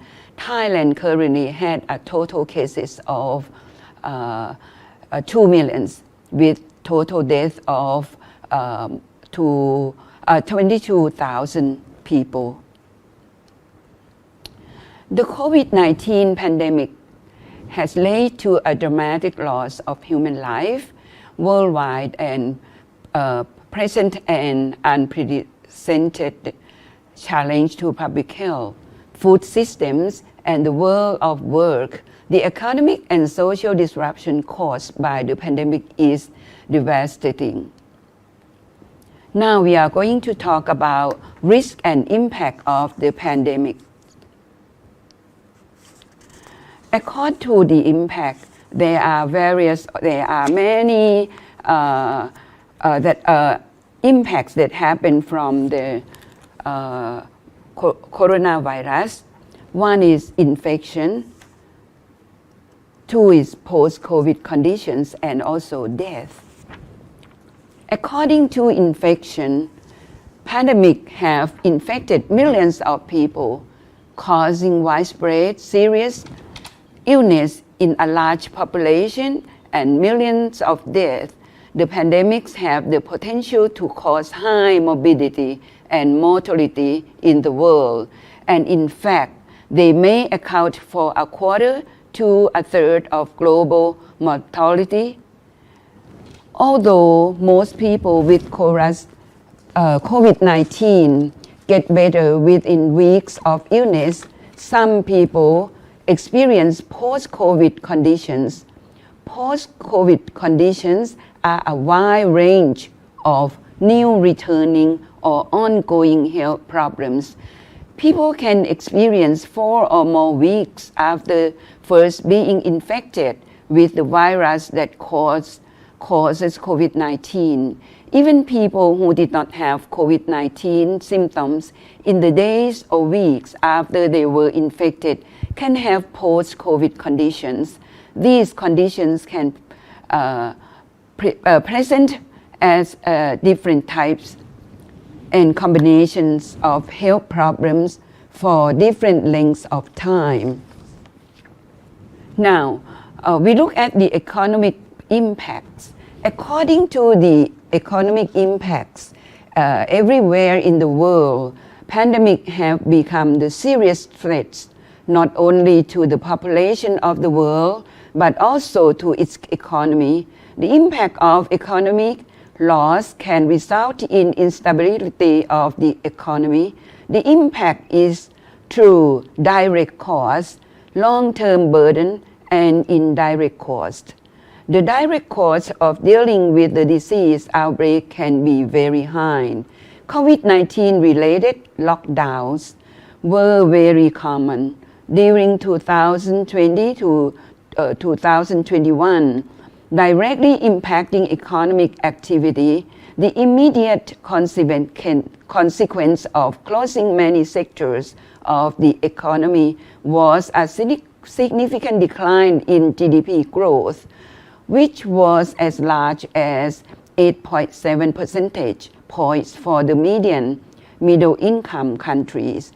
Wealthier countries suffer a bit less, with a median of 6.4 percentage points, mainly because they began to recover before the end of 2020. According to social impacts, there are so many trends or what happened. One is social distancing, where people have to stand or stay away from one another 1.5 to 2 meters. Limited transport capacity, schools, markets, and sports closing. Sometimes when we think of school impact, it was quite severe. Include travel was strictly limited, and school closing might cause the difficulties in organizing teaching and learning in school, and also kids can get education very difficult during the time of COVID-19. Now we are going to talk about pandemics, mitigations, and resilience. According to pandemic mitigations, pandemic mitigation aims to reduce or minimize the effects of the pandemic on vulnerable populations and to avoid overwhelming health systems by controlling the transmission in low-risk groups. The goals of pandemic mitigation include delaying and reducing peak burden on healthcare and lessening overall cases and health impact. Pandemic preparedness and response intervention. Preparedness and response intervention can be classified by their timing with respect to pandemic occurrence and the pre-pandemic period, the spark period, and the spread period. Some intervention clearly fell under a single authority or organization, while responsibility for implementing and scaling up many critical aspects of preparedness. According to situational awareness, during a pandemic situation, situational awareness allows for monitoring to understand the course a pandemic is taking and whether intervention measures are effective. Rapid identification reduces myths by enabling infected persons to be isolated and given appropriate clinical care. A 1-week delay in applying control measures may have nearby triple the size of the outbreak and increase its duration by 4 weeks. Preventing and extinguishing pandemic spark. Countries can focus their spark mitigation efforts on policies designed to control animal reservoirs, monitor high-risk populations such as people working at the animal interface, and maintain robust animal health infrastructure, biosecurity, and veterinary public health capacity. Now we are going to talk about risk communication. According to risk communication, the control of an emerging epidemic or pandemic by providing information that people can use to take protective and preventive action. Reducing pandemic spread, curtailing interaction between infected and uninfected population, reducing infectiousness of symptomatic patients, reducing susceptibility of uninfected individual, because we have to deal with both infected and uninfected persons. Curtailing interactions between infected and uninfected population, reducing infectiousness and susceptibility. Now we talk about care and treatment to reduce the severity of pandemic illness. Plan to implement these measures should be developed and tested through simulation exercises, potential for scale-up, expansion of health intervention coverage in the context of pandemic preparedness. Successfully scaling up requires health system to expand services to accommodate rapid increases in the number of suspected cases. According to risk transfer mechanism, we talk about specialized insurance facility as with any other type of natural disaster. The risk from pandemics cannot be eliminated. Despite prevention efforts, pandemics will continue to occur and will at times overwhelm the systems that have been put in place to mitigate the health, societal, and economic effects. Risk transfer mechanisms such as specialized insurance facilities offer an additional tool to manage this risk. Strategies used to contain or mitigate the effects of the disease include these interventions. Number 1 is population-based intervention. Number 2, case-based intervention. Number 3, border control measure. And 4, vaccinations. Now we are going to talk about recommendations for mitigating the pandemics. Preparing for a pandemic is challenging because of a multitude of facts. Pandemics are rare events, and the risk of occurrence is influenced by anthropogenic changes in the natural environment. In addition, accountability for preparedness is diffuse, and many of the countries at greatest risk have the most limited capacity to manage and mitigate pandemic risk. Unlike most other natural disasters, pandemics do not remain geographically contained, and damages can be mitigated significantly through prompt interventions. As a result, there are strong ethical and global health imperatives for building capacity to detect and respond to pandemic threats, particularly in countries with weak preparedness and high spark and spread risks. Pandemic resilience. Resilience refers to our ability to cope with the normal stress of life, as well as being able to bounce back from crisis. Resilience can be presented at national, community, and individual levels. According to resilient individuals, there are some suggestions. Number one, choose to maintain an optimistic outlook. 2, face fear rather than avoid it. 3, seek and accept social support.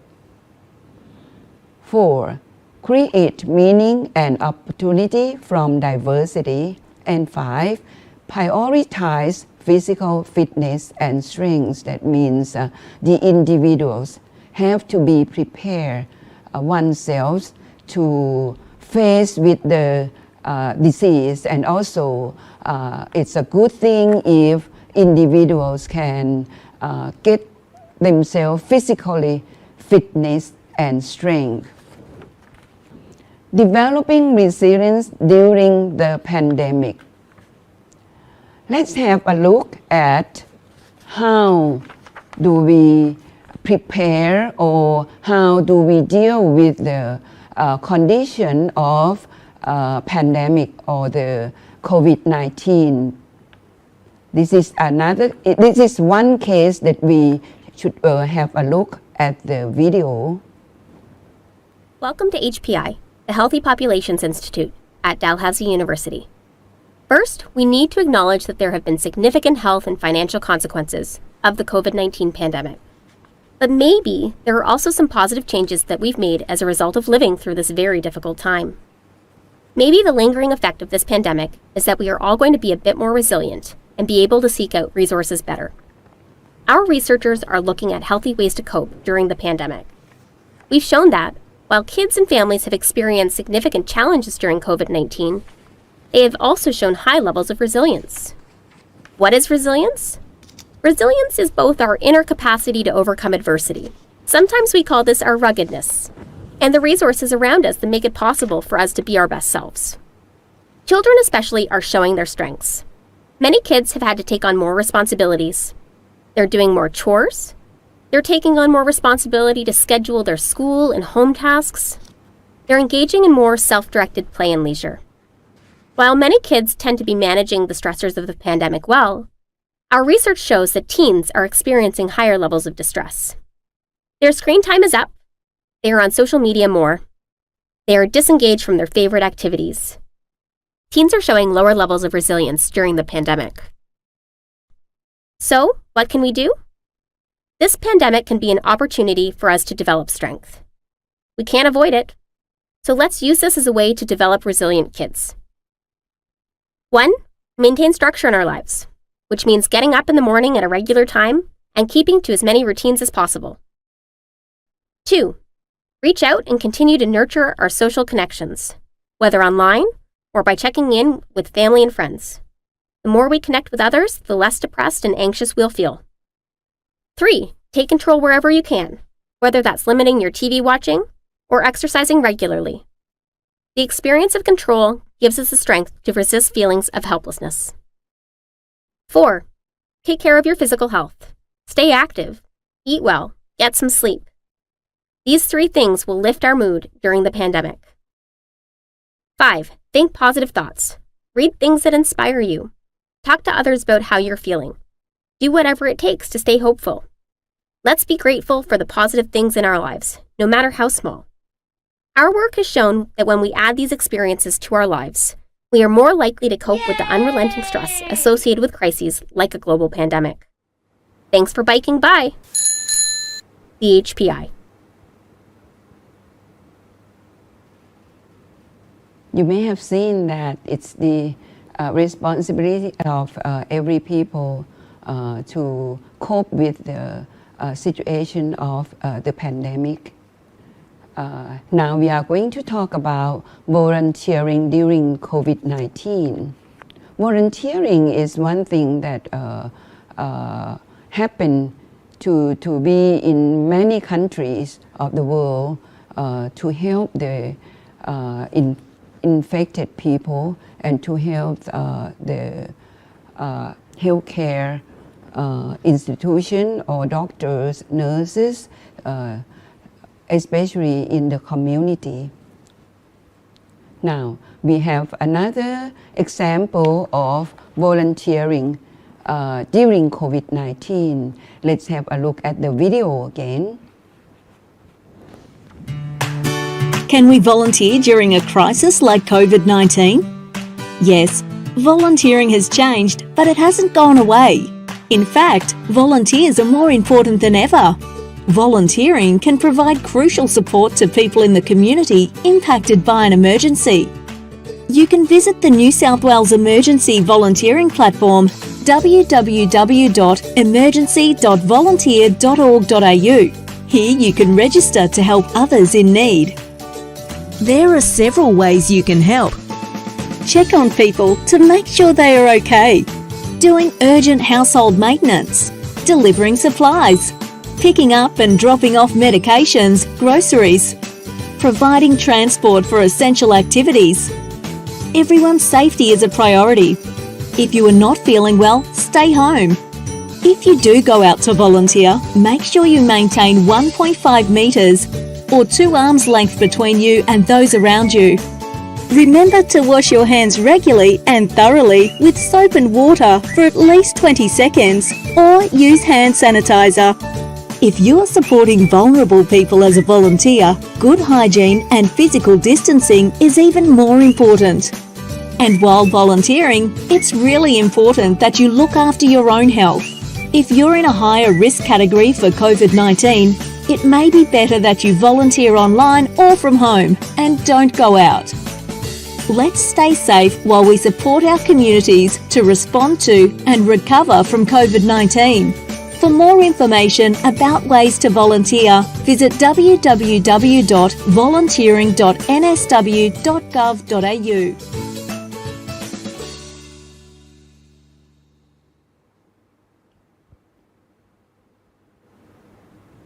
Thank you for the video. Stay safe, everyone, and it's good thing that you volunteer or help one another. And also you can see not just volunteering, but they have been the donation or give things to other people like food, drink, water, and all kinds of necessity for their life. Now we are going to talk about COVID-19 in Thailand. When we think about COVID-19 in Thailand, it is like every country in the world that we face the problem of all kinds of problems, and the people got the disease and had to spend many days in the hospital, cure and get out from the hospital and then stay home. People who are not infected stay home, work from home. Kids learn from home. That means they do the online learning. In Thailand, new clusters continue to be found in restaurants, schools, and construction workers' campsites. The CCSA continues to strongly encourage compliance with the universal prevention and COVID-free setting measures. The implementation of bubble and seal strategies in campsites and schools was also discussed and continues to be recommended. WHO Thailand is working closely with the Thai Ministry of Public Health and other national partners, and in conversations with WHO's Southeast Asia Regional Office and WHO headquarters to rapidly expand scientific knowledge on this virus, to track its virulence and spread, and to provide advice to Thai authorities and citizens on measures to protect health and prevent the spread of the outbreak. Now, let's have a look at the situation in Thailand during the COVID-19 from the video.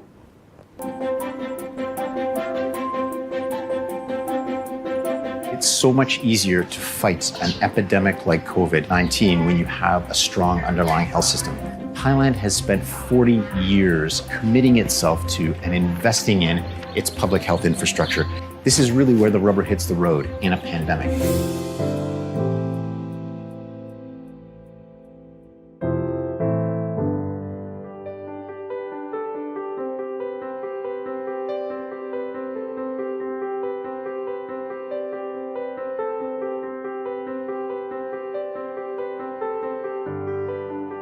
Thailand has experienced several outbreaks of very large scale, starting from SARS back in 2003. Those taught us lessons, make us prepare for the big pandemic. We started our implementation of WHO IHR capacity in 2006-2007 and also improve our public health emergency management. In early March, we start to see a rapid increasing of local transmission. The number of new cases gradually reduced through April and May.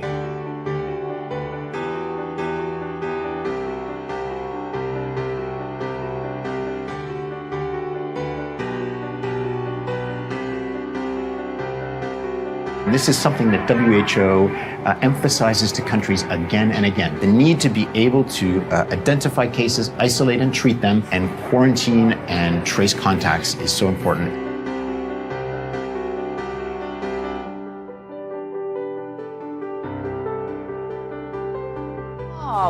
คิดก็ตอนแรกก็ไม่ได้คิดอะไรเท่าไหร่แต่พอรู้ว่ามันรุนแรงก็เริ่มตกใจนะคะเริ่มตกใจกันมากเลยนะคะเราทำอย่างไรที่จะช่วยชุมชนเรานะคะโดยเริ่มต้นจากในบ้านเราก่อน The village health volunteers are ordinary people who devoted themselves to take care of their friends or family within their village. The strength of the village health volunteers has contributed significantly for the Thai government to keep things under control.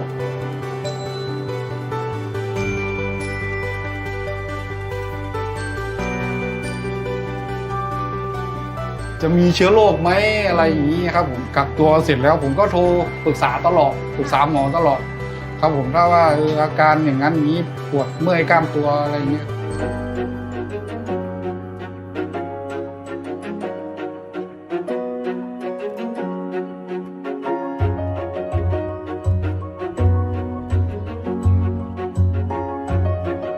ก่อนหน้านี้มีเพื่อนเป็นอสต.ที่โรงพยาบาลเขาชักชวนให้มาเป็นอสต.แล้วก็อยู่ไปอยู่มาก็เขาก็ไปเยี่ยมบ้านตามเข้าไปทุกวันก็สนใจในด้านนี้ก็เพราะว่าเราก็จะได้มีความรู้แล้วก็มีสุขภาพที่ดีแล้วก็ชาวเมียนมาด้วยกันจะได้มีสุขภาพที่ดีคิดอย่างนี้ก็เลยมาเป็นอสต.ค่ะThe village health volunteers and the migrant health volunteers, they are really the eyes and ears of the health system in the community. I think it's really this trust between the community and the public health system.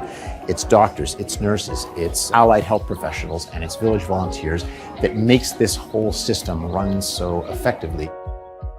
I think one of the very good reasons that we can manage COVID-19 very well was that if you look at Thai cultures, whenever we have crisis, the Thai will unite.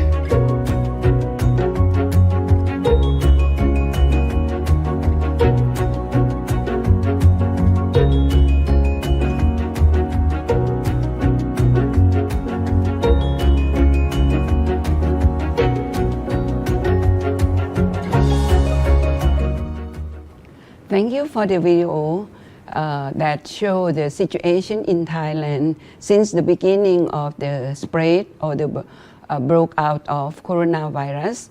Now we have a look at the government policy regarding COVID-19. In Thailand, we have the organization or the we call CCSA, Center for COVID-19 Situation Administration. By this administration, this center report what's going on, the number of people who got disease, number of people who have to stay at the hospitals, how many people that leave the hospital, and how many die every day, and how the disease should be cured, or to how should we be able to take care of ourselves. So not just the CCSA, the government also provide hospitals or field hospitals for people throughout the country. The treatments are for free, and also the vaccines are for free. Many more of the campaigns, the project from the government that help people, Thai people. For example, คนละครึ่ง, that means pay half and half. People pay half, the government pays half when they buy things. Now we talk about ease lockdown measures and domestic flight operations. These are how they set up the ease lockdown measures and domestic flight operation. Area zoning. Used to have the zones with different colors and different how we have to take care, like right away, or yellow for the provinces that you should travel to or should not, and all kinds of those. Number 2, ban of activities posing on infection risk. Number 3, prepare measures for future enforcement. 4, extend enforcement of control measures in maximum control area with tight restriction. Number 5, adjust integrated control measures in maximum control area with tight restrictions. Number 6, leave maximum control area with tight restrictions for cross-provincial travel. And number 7, limit the passenger capacity of public transport. That means that people can get in like half of the buses, or not every seat should be taken. Number 8, financial support through different campaigns, like I said before. That's the policy of the ease lockdown. And according to evaluation of the situation, the government provides for free vaccines for citizens by register to หมอพร้อม an application launched by the Ministry of Public Health, Thailand, to allow the residents to access vaccination services, including vaccine reservation and tracking, as well as update information on on COVID-19. It also included a feature that enabled post-vaccination monitoring to check for side effects. People are registered, could get their jabs at any hospital they already have a record of having been treated, or any hospital with social security contract. Now, again, with the government policy for the people, welfare benefits for uninfected person, they got free vaccines, they got free COVID-19 tests, they got provide health and social protection, and also rebuild a more equitable society. The society has to respond for what's going on, that to prevent the virus.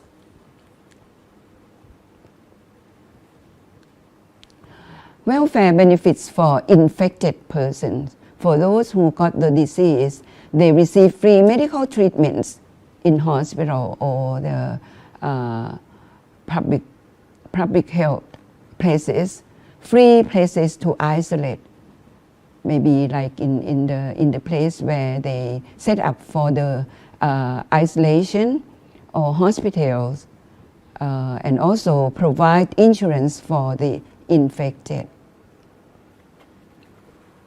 Also, the policy of the government about taste and go. That means when you want to travel, you need to follow the regulations. For example, you need passport, you need the certificate of vaccination according to your ages, and also paid for some test, and insurance, pay for insurance step has been shown on the page. Okay. Entry measures for Thailand effective from January 11 about sandbox and or alternative quarantine. That means stay in sandbox area for 7 days before being permitted to travel to other parts of Thailand. Current sandbox area include Phuket, Krabi, Phang Nga, and Surat Thani, Got Samui, Got Tau, and Got Phangan. So these are some places that people have to stay for 7 days before testing and before they can leave to the places in Thailand. Required documents can be passport, certificate of vaccination, and prepaid 7 days charge extra, insurance policy, and also visa if required. And all these, the people who want to travel to Thailand have to study and have to follow the regulations. Vaccination criteria for travelers into Thailand, which we call taste and go sandbox, the same thing. Vaccination, not sometimes if the age below 6, the age from 6 to 11, 12 to 17, and 18 or over. So different criteria for those. The beaches of Phuket now may we look are busy, going to but have a this look at the is as video good as it's going to get. of Less than 2 months after fully COVID-19 opening in its borders, Thailand, after Thailand we have is once again shutting down. the disease has For broke now, out we will for a issue no while. more permissions. This is the same for Thais. From now, we are back to the old system of quarantine when entering. In an attempt to slow the spread of the Omicron variant, visitors to Thailand will once again have to quarantine for a period of 7 to 10 days, depending on vaccination status. Although relatively few cases of the new variant have been detected, only 63% of the population are fully vaccinated. But the health benefits may be outweighed by a tourist industry that's struggling to survive. This measure is just like almost like a death sentence for the tourist industry. I think it hurt them so bad. We've just been opening for a few months after we closed down for 2 years already. On Bangkok's famous Khao San Road, a few tourist arrivals. Those who already have approval can still enter under Thailand's Test and Go scheme. But with so much uncertainty surrounding international travel, many will choose to stay away. Bea runs a hair braiding business. She's just surviving, but things are going from bad to worse. Will our business get worse? Of course it will, and it's never been the same since before the country shut down. We'll still have a few customers, but they are all Thais. It's high season for the Thai tourist industry. Many had been banking on a busy holiday season and a fresh start in January. But the promises of the Thai government to live with COVID-19 now seem as shaky as their hopes for the future. This is normally the busiest time of year on the Khao San Road, but these new regulations mean the tourists won't be back. And for the Thai tourist industry, 2022 is unlikely to be a happy new year. Tony Chang, Al Jazeera, Bangkok. Okay, you can see what was going on from the video from now and then. Like I said, that it is getting better and people can travel around the country carefully. Now we are going to talk about government policies on education during COVID-19. For students in all levels, we have to be alert and to have to be prepared for for getting education. One is that temperature measure everywhere to get into the building, and also the wash your hands with soap and water and alcohol, hygiene, social distancing in schools. If they have the big classes, they have to split students into 2 classes, and students are not coming to school all together at once.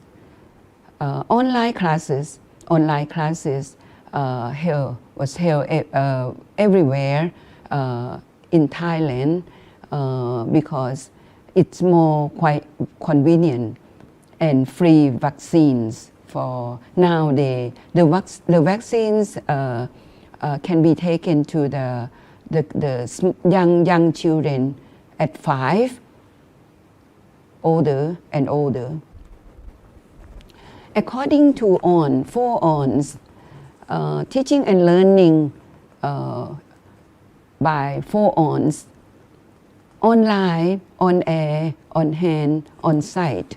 That means that if the situation is not safe for students to go to school, students have to stay home and learn online at home.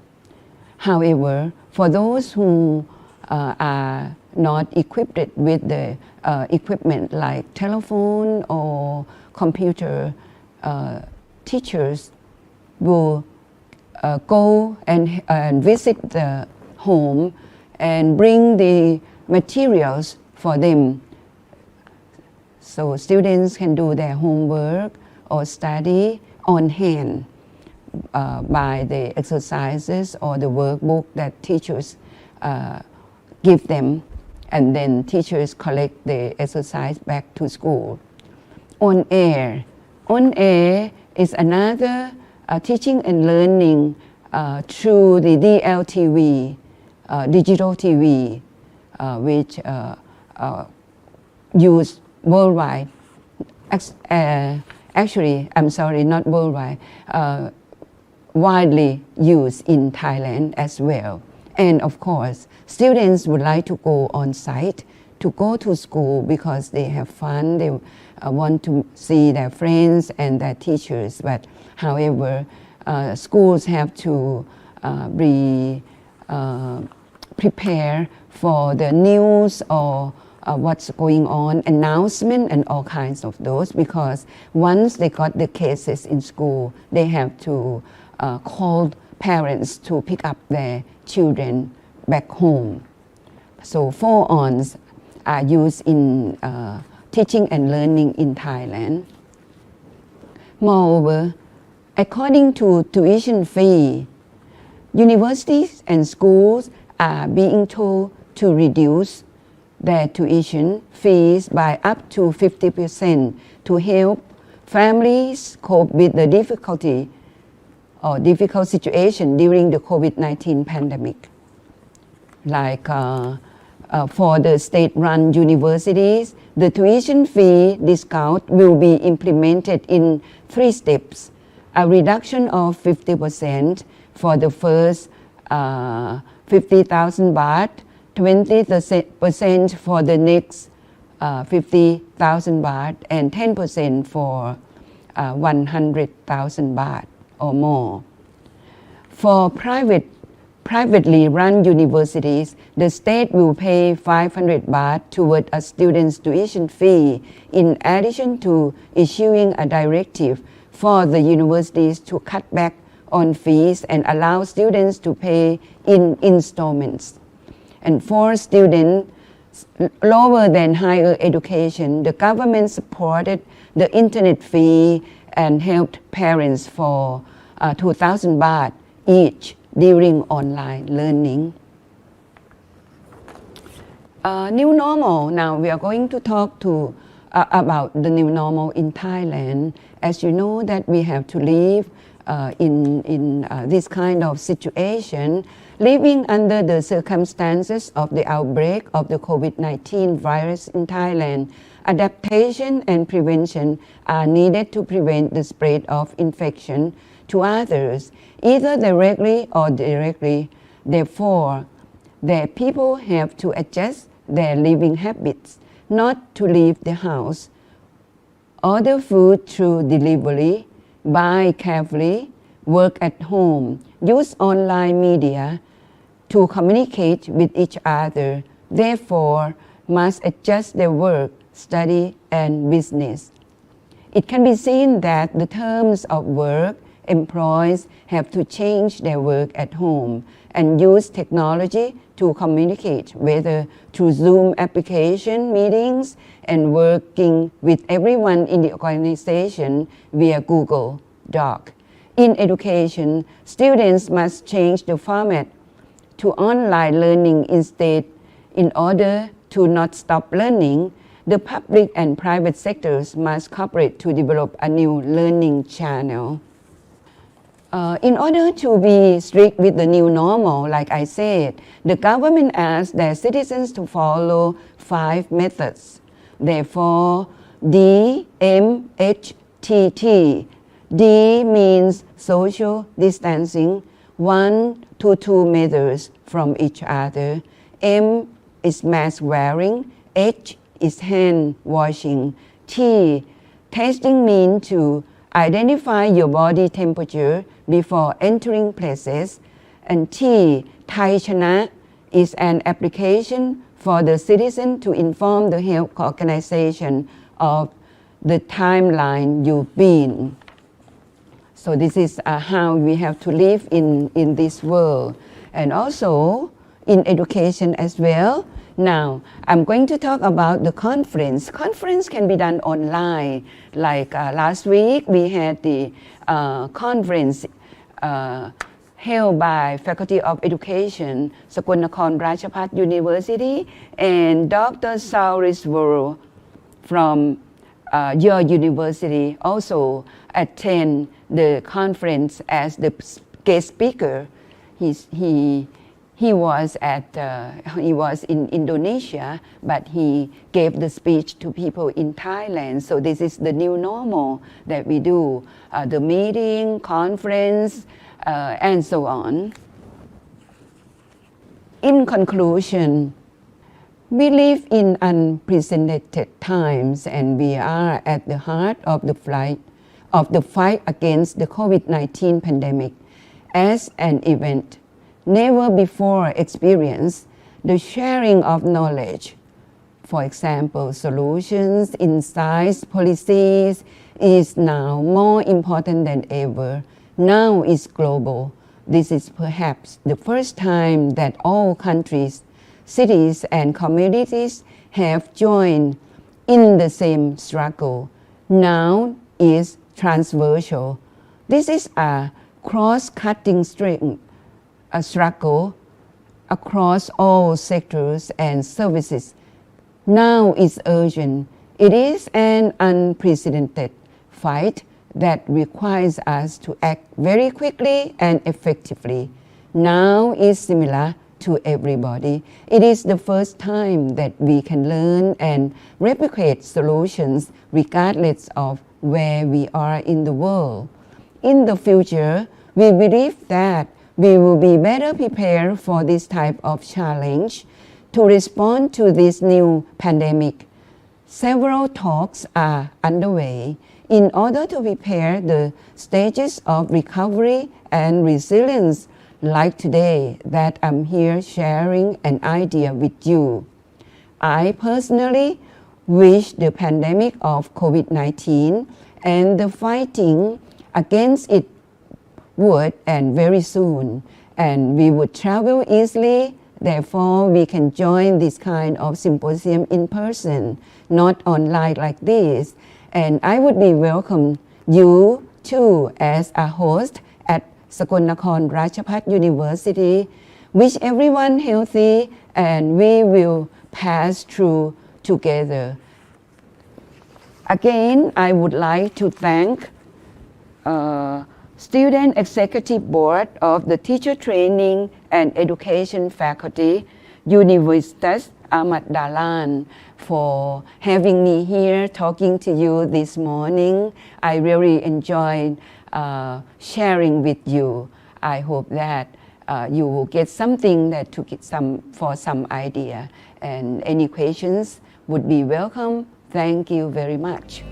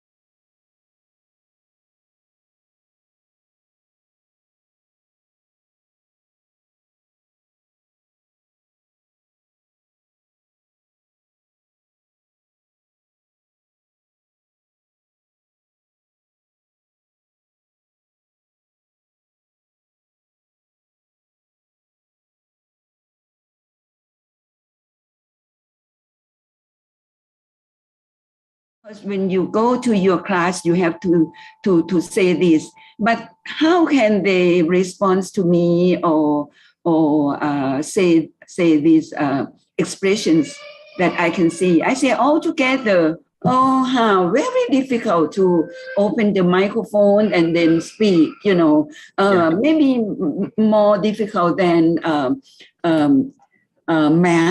math teaching that I have just listened to Professor, your last professor. But now when we talk about how to teach, you have to act like a teacher. How? Because we don't see them.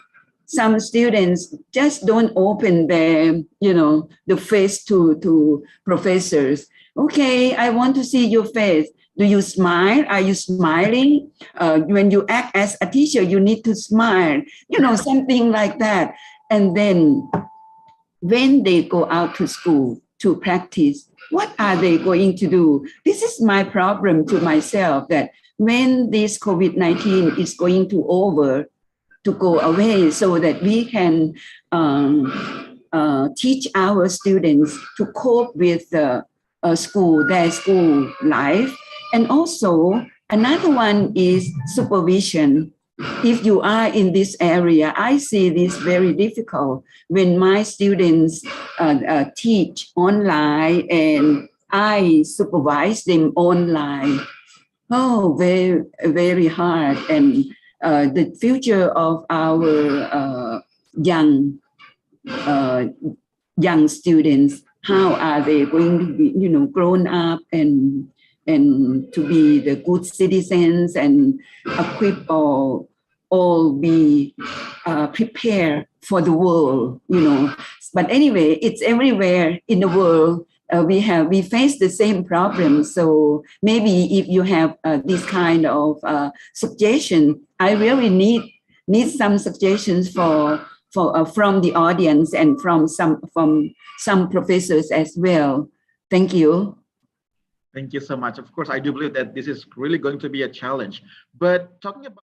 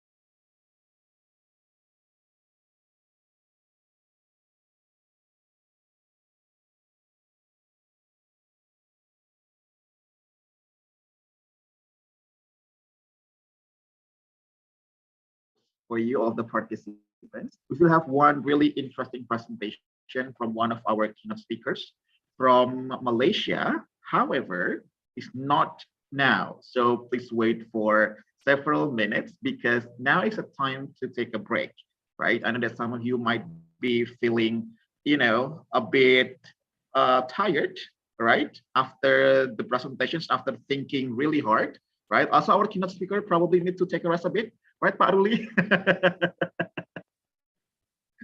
Right. So in giving a time to break, I would like to give the time back again to Mas Umair as the Master of Ceremony to give a time for the participants to take a break. Hello, Mas Umair.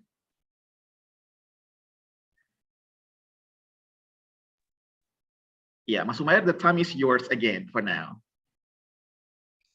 Okay, participants and all of the committees, let's have a break session for this time and stay tuned for the next session. Thank you.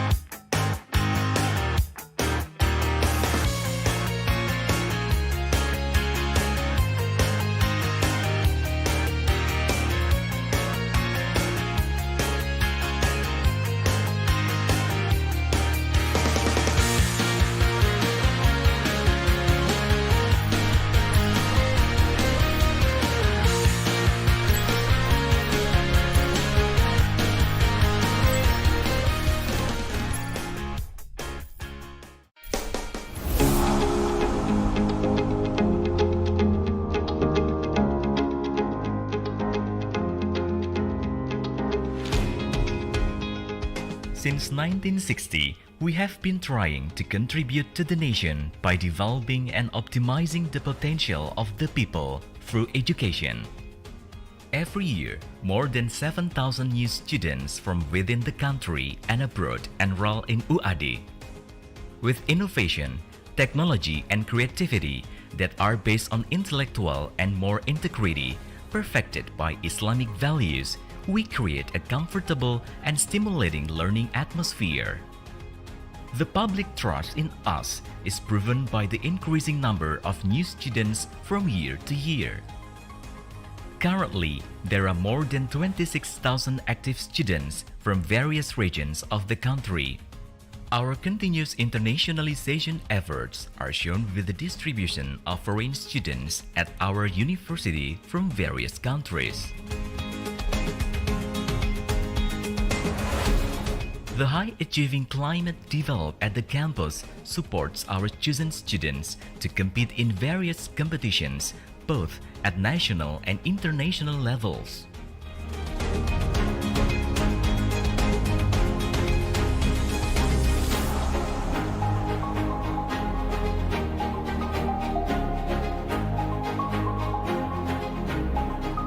We equip students with the required experience to participate in various international cooperation programs through joint degree, double degree, short course, summer camp, and competition programs at international level.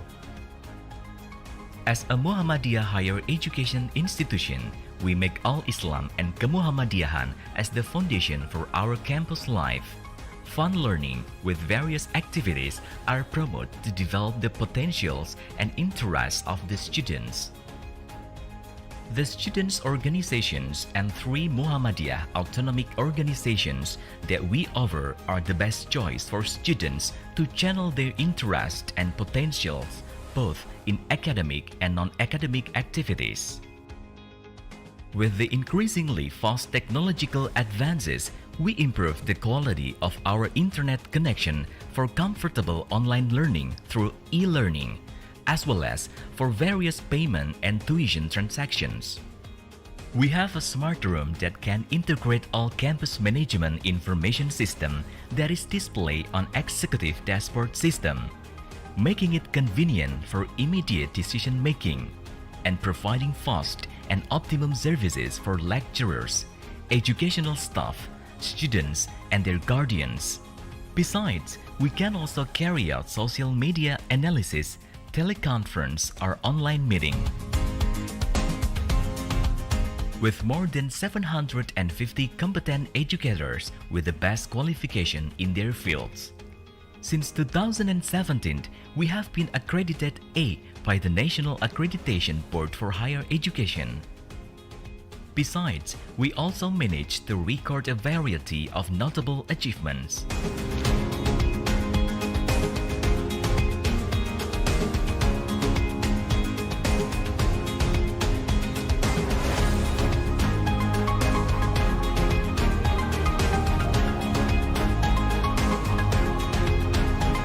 We are working to provide quality education with the best learning system for our students. Now, we have 11 faculties and 52 study programs for both undergraduate and postgraduate programs. Adequate facilities, friendly services, professional educators are our focus. Comfortable classrooms, integrated laboratories, amphitheater with 3D facilities and smart presentation, observatory, as well as libraries with complete collection are utilized to support students' learning activities. Education, research, and community service are the main objective for higher education. In terms of research, we are trying to create a conducive research climate. We are also working to encourage lecturers to continue improving their research to produce a variety of innovations that are aimed to benefit the society through appropriate and efficient technology. Our target in scientific publication in the form of books, publication in accredited national journals or reputable international journals continues to experience a significant increase. With 78 journals in various fields of science, 33 Sinta accredited journals, 3 of which are Scopus Index, UAD is the first and only Muhammadiyah higher education institution with 3 reputable international Scopus Index journals. Moreover, UAD also records an achievement in the field of community service by getting recognition and transforming from very satisfactory cluster to a superior cluster. We built a strong network with various institutions, organizations, and universities proven with various track records in national and international corporations. The corporations established promote activities in the fields of education, research and community service with seminars, workshops, publications, and various other programs. We are forging multi-year cooperation with the European Union Erasmus Plus through the capacity building for higher education program in the development of entrepreneurship and disaster management. Alumni are valuable assets for a university. For that, we are continuously improving the quality of our graduates. To know the competency of our graduates as workers, we conduct a tracer study by maximizing the participation of alumni through Kamada, Alumni Associations of Universitas Ahmad Dahlan. For the development of science-based business economy, we have a number of business units: PT Adi Multi Energi, PT Adi Multi Kalibrasi, PT BPRS Karana Kiat Andalas, PT Adi Multi Husada, PT Adi Multi Teknologi, PT Adi Multi Property, PT Adi Multi Boga, and PT Adi Multimedia.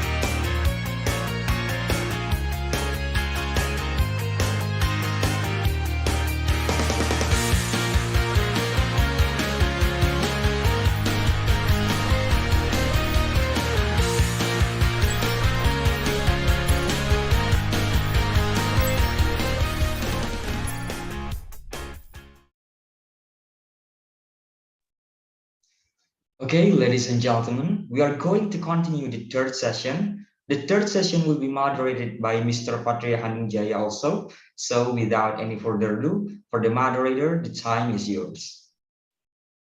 All right, thank you so much, Umar, for the time. Good afternoon, ladies and gentlemen. Welcome back. Assalamualaikum warahmatullahi wabarakatuh. So after having a break, after having a lunch, we do expect that everyone here is ready. Everyone has more power and strength to follow the third session of our presentation. In this third presentation, the last presentation, and of course, this is the best presentation, hopefully. We are going to talk about one final discussion that has been mentioned before in the beginning of this seminar, at the beginning of this presentation. I mentioned there are three problems that we face regarding to the education. And the last problem that I mentioned is related to the literacies, because sometimes, and we can see in the reality that literacy is not the culture for some students. We find it hard, especially me as a teacher, for example, I find it hard to find my students to like or to enjoy reading a lot, then it could be the problems. Therefore, in this very special occasion, this very special time, we would like to talk about those problems or the situation. And the topic is about bridging literacies, culture, and society towards education 5.0. In delivering the presentation, we have a very special guest here from our neighboring countries, negeri jiran, we usually say that. I would like to say hi to Associate Professor Dr. Nurul Huda Abdul Rahman from University Pendidikan Sultan Idris. Good afternoon, Professor. Yeah, I think that your audio is still muted. Yeah, how are you, by the way? Yes, hello.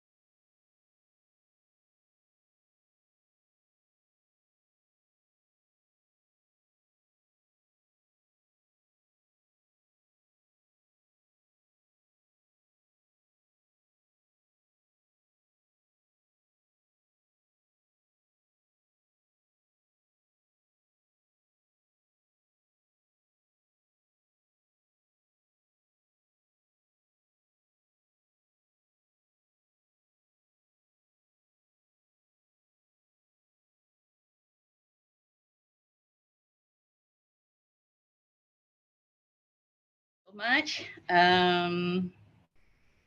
for the introduction. Our moderator, Patria Handung Jaya. Okay. Bismillahirrahmanirrahim. Rabbi shrah li sadri wa yassir li amri wahlul 'uqdatam min lisani yafqahu qawli. Okay, so to the Honorable Dean of Teacher Training and Education Faculty, Dr. Dodi Hartanto, our moderator, Patria Handung Jaya, and I'm not sure whether our first speaker is still around, Dr. Ruli Charitas, and also speaker 2, Assistant Professor Dr. Watana. Okay, thank you so much for inviting me to be one of the guest speakers. Okay, I thank you very much, especially to the organizer, all right, of the conference. Now the theme that was given to me is bridging literacy. Can I just start sharing my screen? Yes, ma'am. Somehow I cannot insert the background of the conference. There's no link to add a virtual backdrop, so I'm not sure why. I see, no problem, ma'am. Right. Okay, so let's just go to my presentation. I have my presentation on the Genially platform. Okay, if you want, I can share the link after this. Right. Okay, so the theme that was given to me is bridging literacy, culture, and society towards education 5.0. All right. So education 5.0. I think some of us are still stuck in education 3.0. Now we are talking about 5.0. So there's a lot of overlap between education 4.0 and also education 5.0. So we'll talk about that further. But the significant part of my talk will be on designing engineering infused science lesson, which is the integrated STEM approach, in order to see on the ground, okay, the specifics. You can think big in terms of bridging literacies, culture, society, but on the ground, what do you do to bridge these literacy, culture, and society? What are the specific activities? What are the specific teaching and learning activities that you can do to bridge literacy, culture, and society? Okay, so the main part of my my talk will be on that, on a specific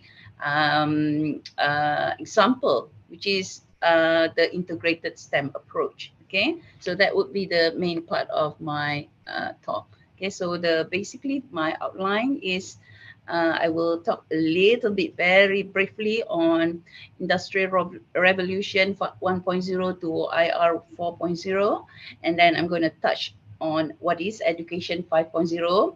When I was preparing my speech, okay, I can see that I noticed that there are not a lot of references on Education 5.0.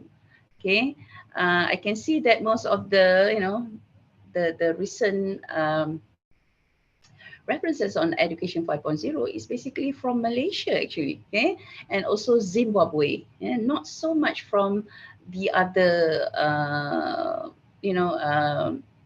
developed countries. Okay, so I'm going to talk about Education 5.0, but it will be very contextualized to what is happening in some of the institutions in Malaysia, rather than in a global sense. But I think most of the institutions around the world would have this aspiration in terms of what Education 5.0 is. Okay, and my third topic, which is the big chunk of what of my speech, is the STEM approach, because I think the STEM approach, if designed appropriately and carried out, implemented appropriately, will actually help educators bridge the literacy, the culture, and also the society within the formal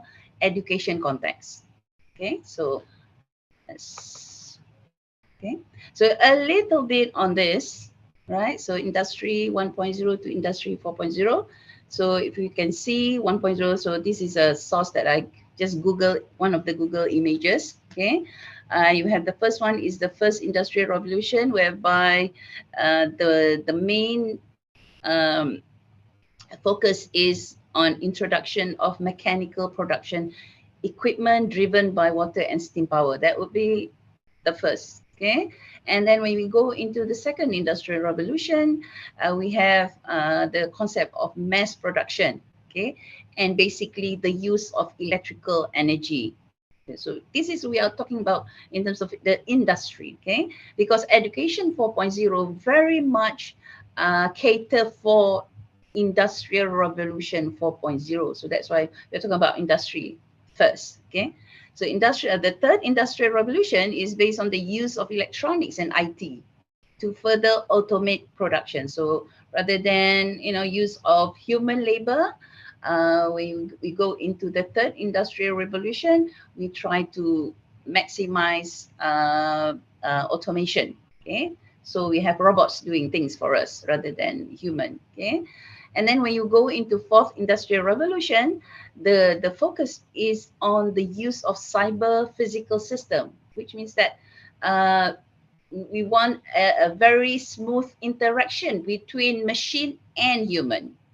Okay, so how can machine and human interact smoothly, coherently? So we design systems that are based on sensors, whereby you can just open up the lights, and then the lights will be open without you switching on something. Okay, so that would be the fourth industrial revolution. Okay, and now when we go into the concept of education 5.0, we need to look a little bit back.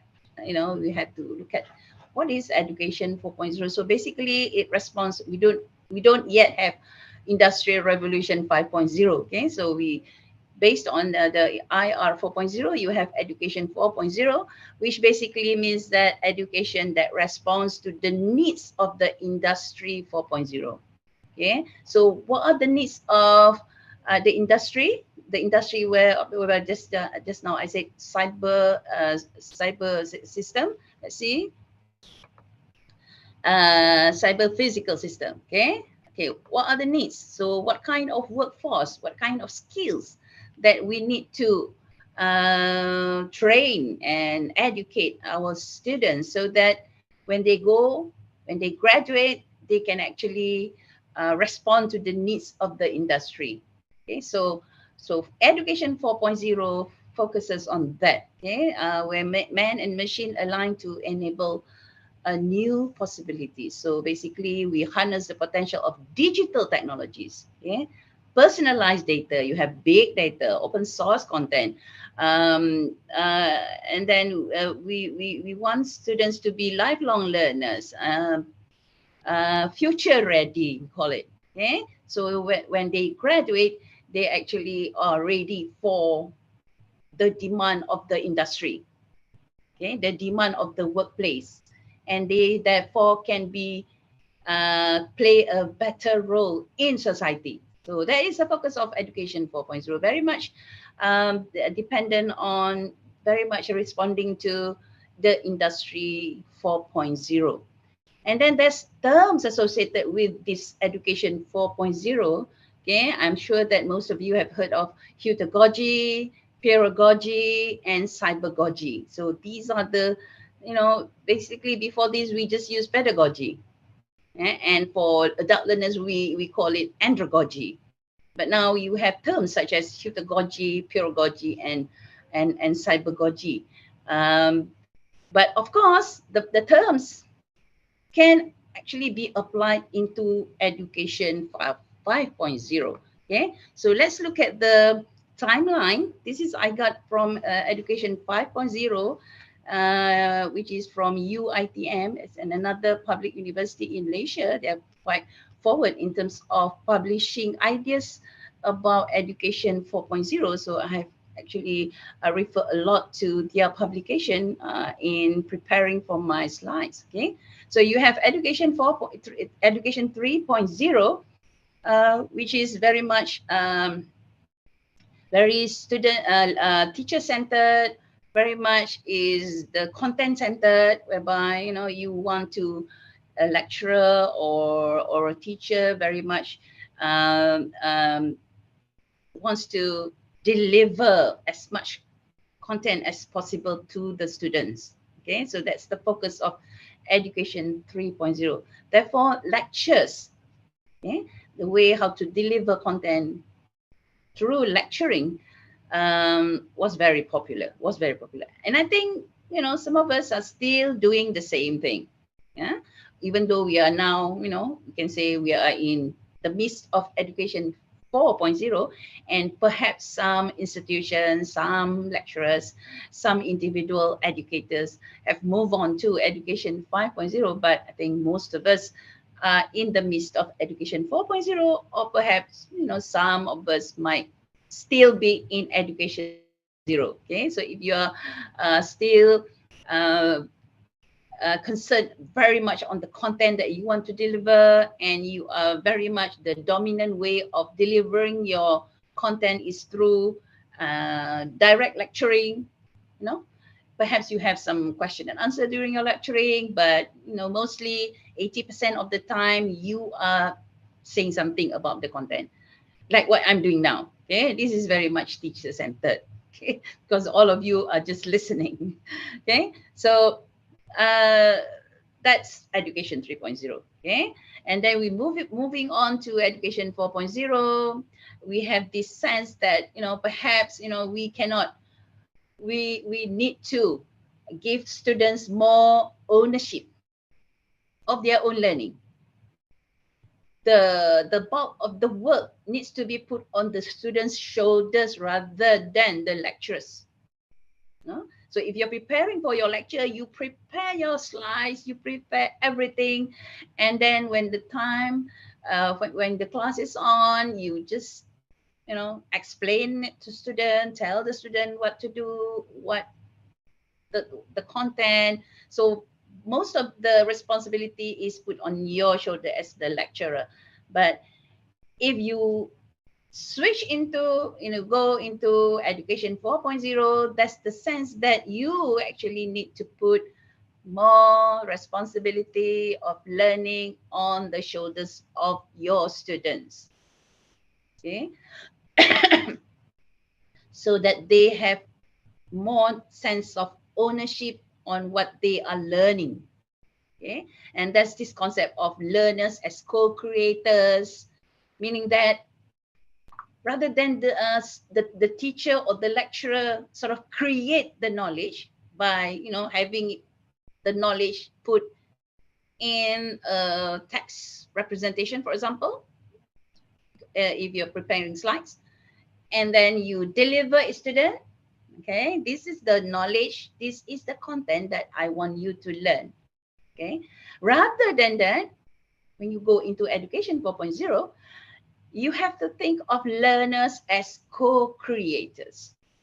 They can also create. Okay, so create is not creating from scratch. That would take a long time. Okay, creating means that students acquire new knowledge by exploring themselves, by reading from other sources, by discussing with their peers, by discussing with other experts. They actually acquire new knowledge through different pathways rather than just listening to our lecture. So, and then when they have acquired this new knowledge, they put together their new knowledge in terms of a presentation, for example. They can, prepare slides like what you do as a lecturer. They prepare slides and then they present it during class time. They prepare a video, for example, rather than slides. They can prepare a video, for example. So that's what we call co-creators. Okay, so they might make a conclusion that they might have new insights. They might also contribute to some new ideas, based on what they have read, okay, and that new ideas perhaps is a novel idea, meaning that it is not in the references that they refer to, but they come up with this new insight, with this new idea based on their readings. So learners as co-creators, right? So courses are built based on learning bits and microcredits. So this is quite a new idea, okay? In terms of the implementation, the idea is not so recent, but in terms of the implementation, some institution is very quick on the uptake, but some institution would take some time to actually bite into this idea that courses are built based on learning bits, not full blown. You can learn many things from many sources, and some of the things are very micro in nature. Micro learning bits, we call it. Okay, so of course some of the institutions have already offered micro credits. In Malaysia, I think the proponent, one of the institutions that actually have offered a lot of microcredits is USM thing, and also one of the other institution would be UITM. But in UPSI, we are moving towards that. We have some, but we have a lot of room to improve on. We have a lot of ideas, we have a lot of activities, and we are at a stage where we are trying to actually offer more microcredits in terms of this idea of learning bits. Okay, and then learner choices, learner voice.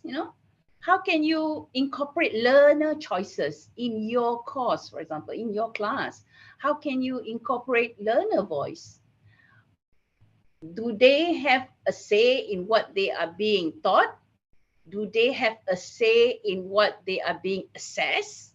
Okay, so you have to be very flexible if you want to actually embrace this concept. Okay, whereby in terms of assessment, usually we have a set of assessment tasks that we have planned at the beginning of our course. Okay, so you have perhaps, students need to analyze literature, certain literature, and then you would put some weightage there, for example, 20% of the course grade, and then they would have to do a project, for example, and then you would assign 30% for the project, and then you might have some quizzes or some final examination with a certain weightage. Okay, so basically in our proforma, we call it proforma here in UPSI, it's sort of an agreement that we have with our student on what should be delivered to them and how they're going to be assessed.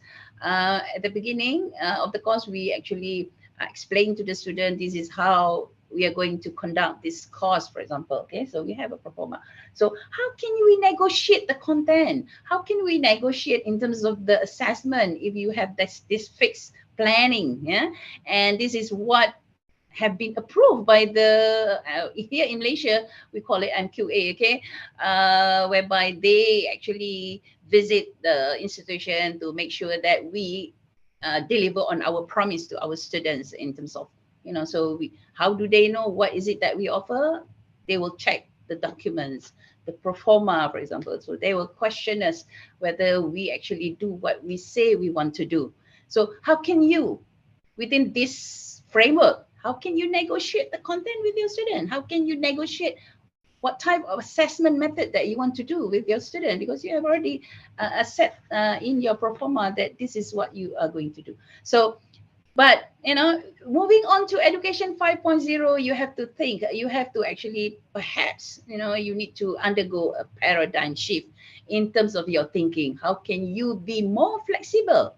We have flexible curriculum, fluid curriculum. These are new terms, new terminologies, okay, new jargons that actually emerge in this education scenario now. Okay, so these are all terms that are actually catering for a learner-centric curriculum, a learner-centric teaching and learning delivery.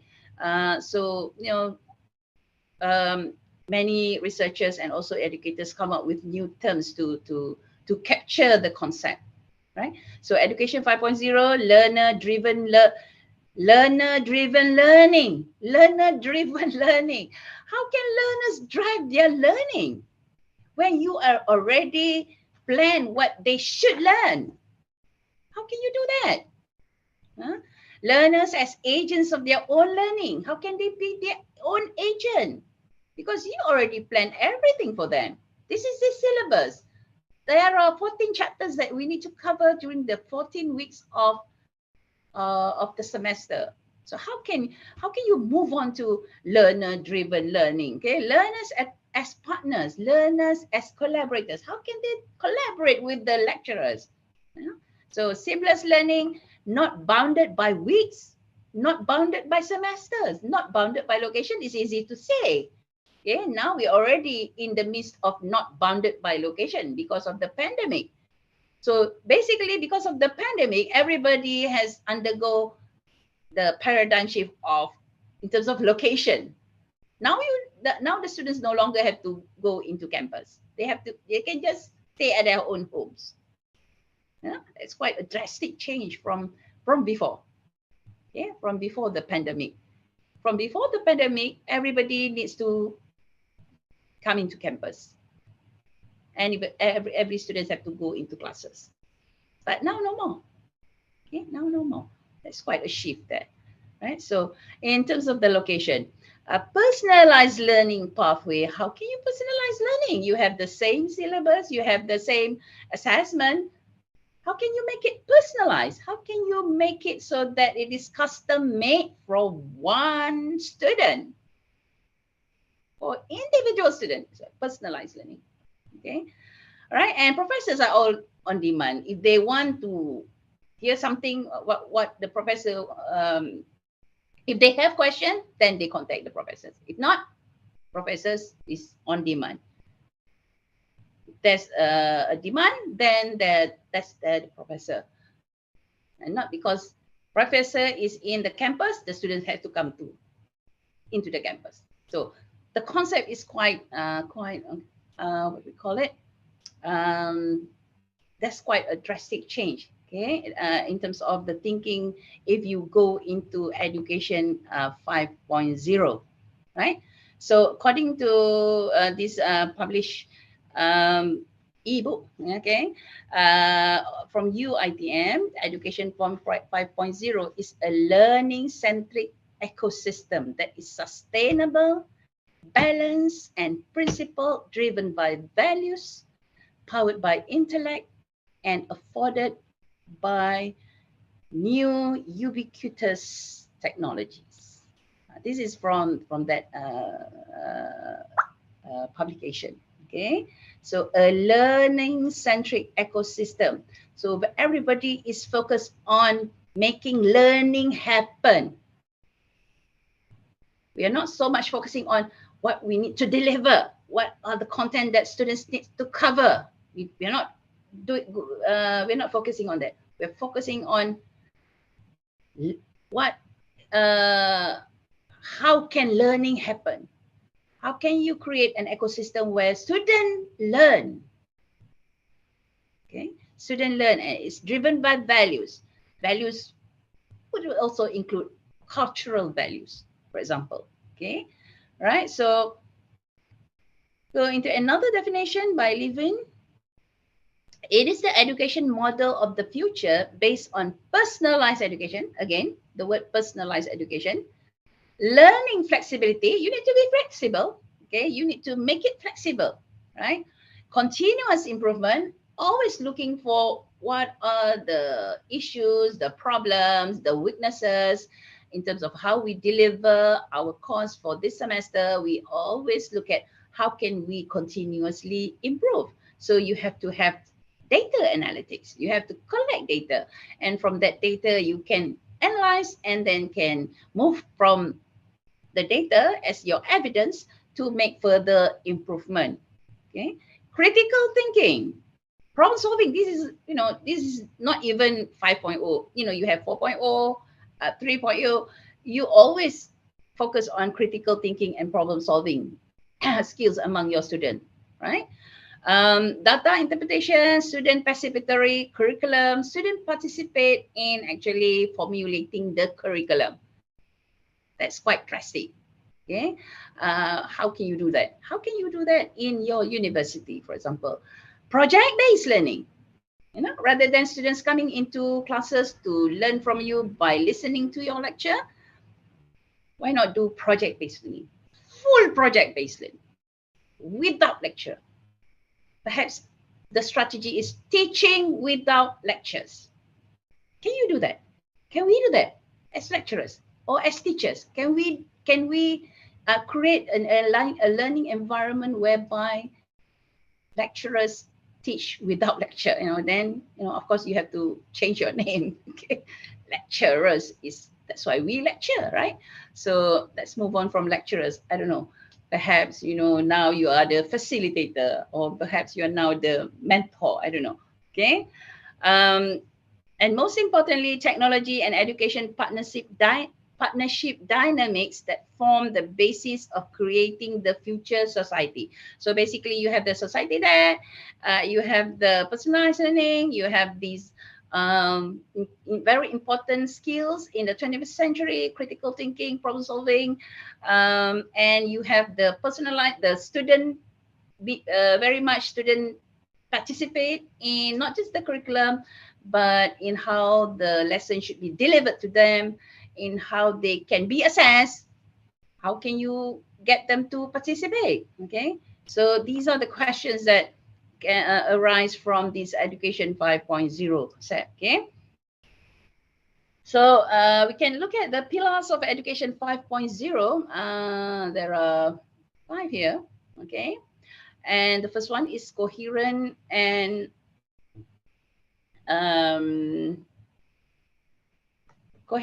relevant curriculum. What does that mean? Okay, so coherent and relevant, because we are very much want to align our graduates towards the industry, okay, so that when they go out, when they graduate, and they can easily find a job. One of the things that we want them to be able to do, okay, and they do not have to actually undergo special training so that they need to be retooled, okay, because they are future ready, we call it. Future ready, they are ready, okay? So it's very important that we link our curriculum to the industry and also the community, okay? Industry and also the community that are relevant to the program that they take when they are learning, okay? So how can you do industry and community relevant? What does that mean? What are the examples? Examples are work-based learning, okay, whereby we structure our program so that students have a longer period of learning in the relevant industry. Work-based learning, okay? So we structure their experiential learning and put them in the authentic context, okay? The program that, for example, in UPSI, most of the program is education-based. Okay, so we basically educate future teachers.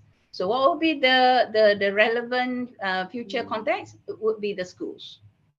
Okay, so why not program it so that they have a longer experiential learning in schools, for example, so that they are ready when they graduate. They are ready to be a teacher, a good teacher. Okay. So perhaps also university can have smart industrial collaboration with industry, right? Or you can bring in industry on campus, okay? So that students have experience enrichment and satisfaction is guaranteed, okay? And you can mutually benefit from, industry can benefit from the university students can benefit from their experience in actual industry, okay? So, and then you have future Future-proof content. What does that mean? What does that mean? So you have a lot of technical jargons actually when you go into 5.0. There are these terms are not not actually available before this. They come out, researchers and educators come out with new terms every day. Okay, so what does future-proof content means? It's a generative curriculum to equip graduates for the beyond graduation, towards the development of their personal knowledge and also their practical knowledge. It's in line with what I have explained in terms of the industry and community relevant. Okay, future-proof content, future-ready graduates. Okay, so what you teach is actually very relevant in the workplace, in the future workplace of your undergraduates. Okay, and then you have shared and distributed content. Shared and distributed content. So your curriculum, before this, the usual practice is that the lecturer would have a set of materials, okay, that they usually use while they are teaching. They might adopt certain textbook for the course, and then students have just to just refer to this textbook. You don't have to actually look at other resources, because this is the textbook that we want you to learn from. The content is what we want you to learn, and when we give you assessment in terms of the final examination, the questions will be from this textbook. So that's what usually happens, okay, before Education 5.0, right? So what we want to move on from there is we want the students to actually have access to a variety of resources, not just one resource. That's it, okay, right? And we want to provide them resources from online resources that have easy access, and we want them to collaborate. In terms of the concept of pedagogy, we want actually students to come up with their own content by discussing in groups with their peers, okay, and you distribute the content seamlessly, easily available, make it free, what we call it, what was the term, when you don't actually have to have a license for it. You can easily access to many content from many resources, and students can also make available what they have actually create from the discussion that they have in groups. Okay, so shared and distributed content. For example, what I'm doing now is I'm actually assessing the content from the published ebook, okay, by UITM. So this is actually shared and distributed content. I can actually have access to it. The more important thing is I read it, I understand it, I digest it, and can I translate that into actions, for example. Okay. Right? So that is one point. Coherent and relevant curriculum. Expert faculties, of course, we want the faculties to be expert. Not so much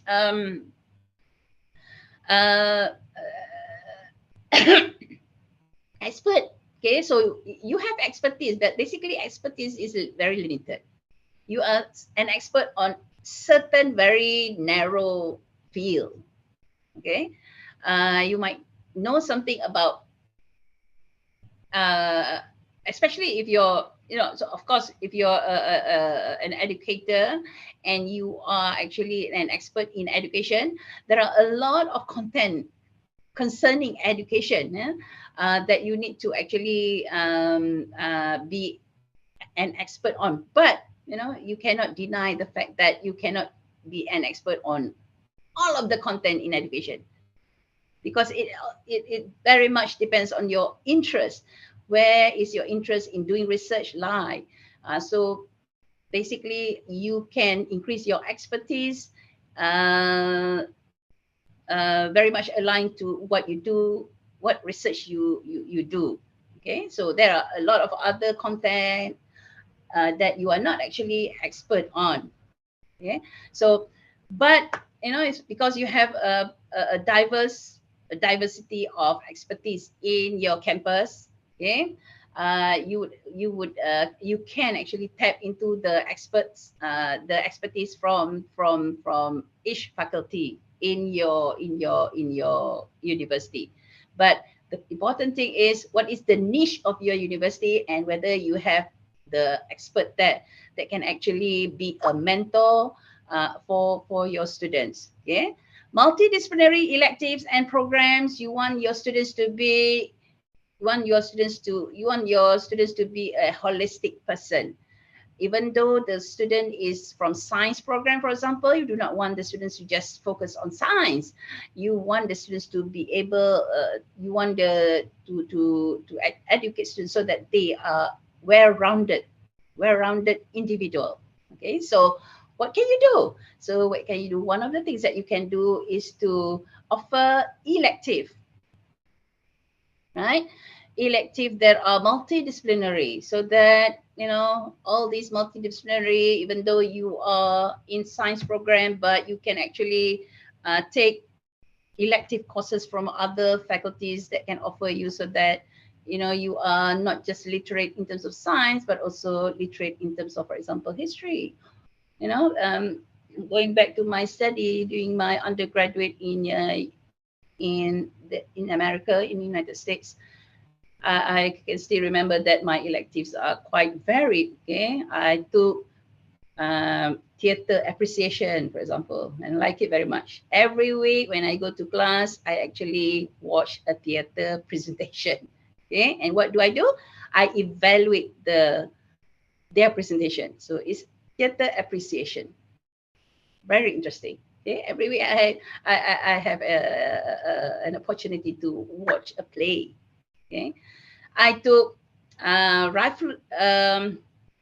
I took dance, jazz dance, for example. So this is an example, but that was in the 80s. Okay, but I see that in Malaysia, for example, that are quite rigid. Okay, in terms of the elective that they can take. Okay, but we are moving towards the more flexible curriculum. Okay, whereby you can take any other courses from the other faculties, so that interests you.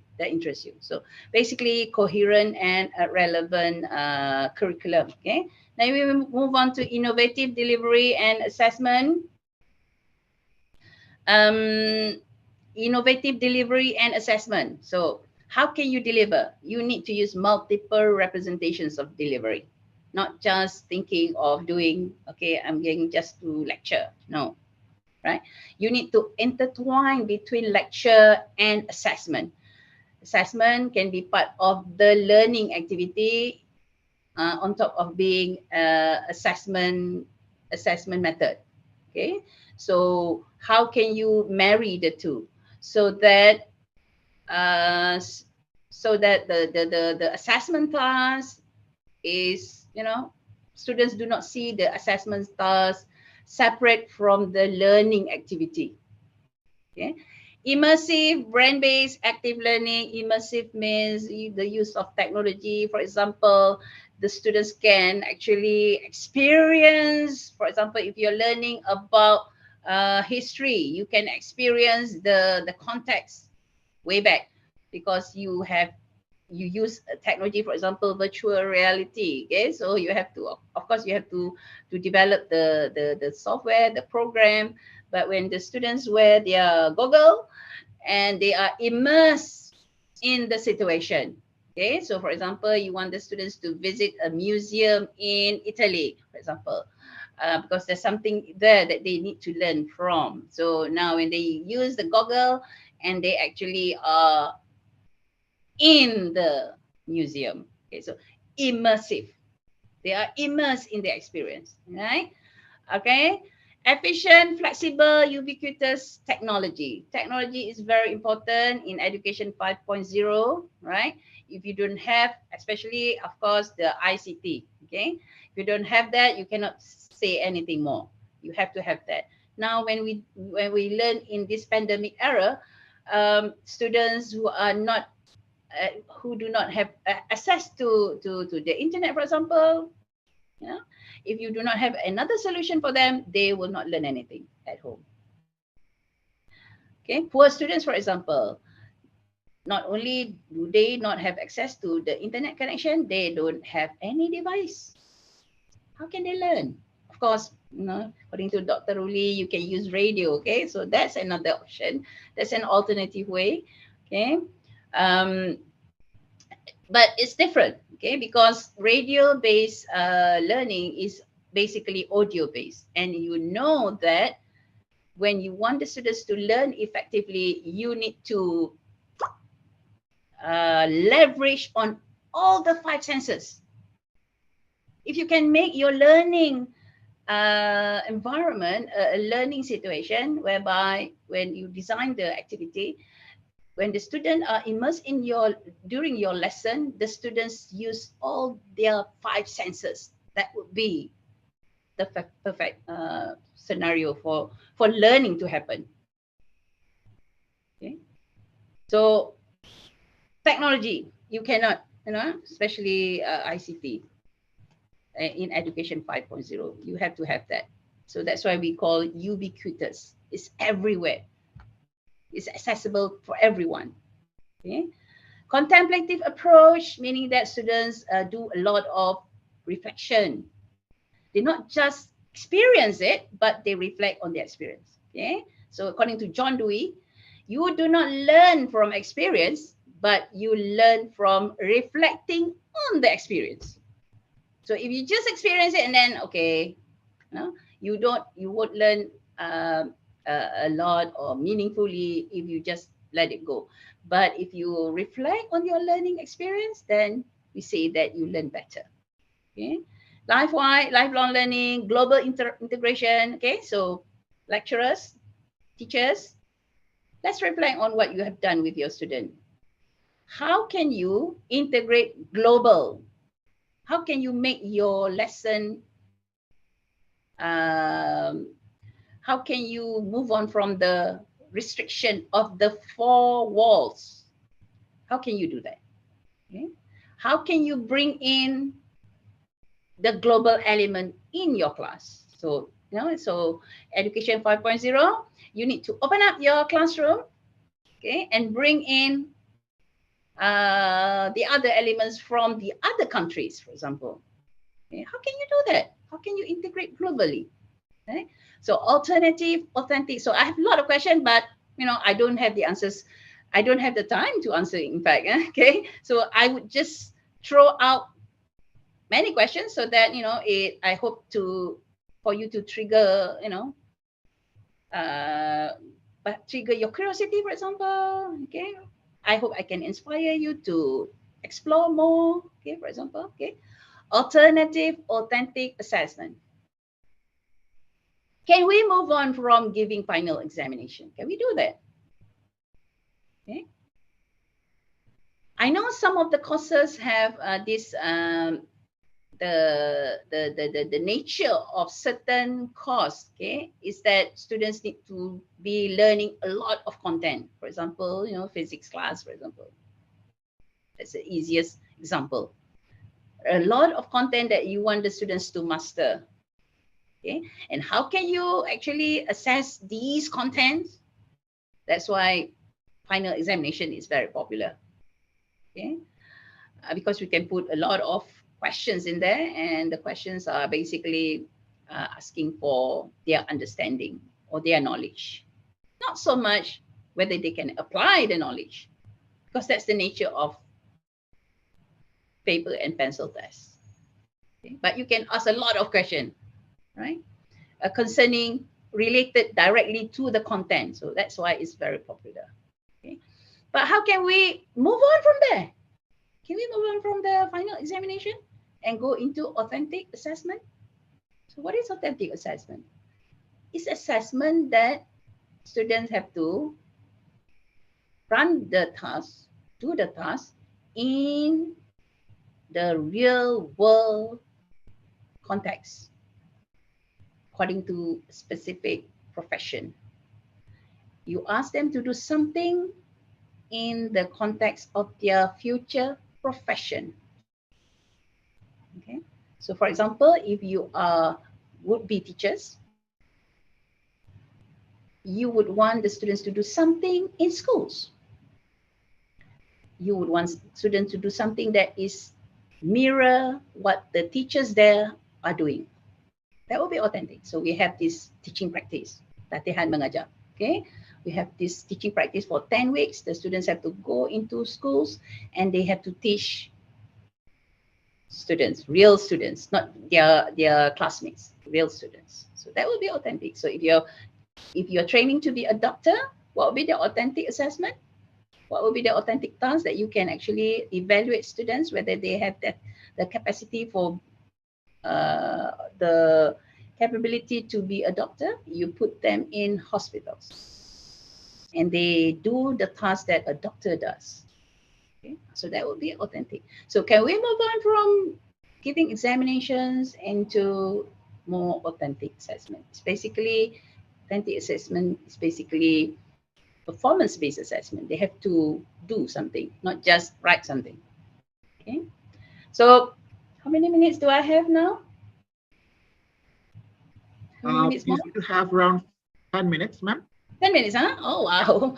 Okay, so I'm not going to explain more, further on this, right? So of course you can Google and you can find this publication, Education 4.0 at UITM, and then you can have a detailed explanation of each one. Meaningful learning experience, transformative learning environment, inspiring educators is very important, even though we don't actually call ourselves the provider of knowledge now. Okay, it's no longer fashionable to say that you are the provider of knowledge. You are now the facilitator. You are now the coach. You are now the mentor. Okay, you don't provide knowledge.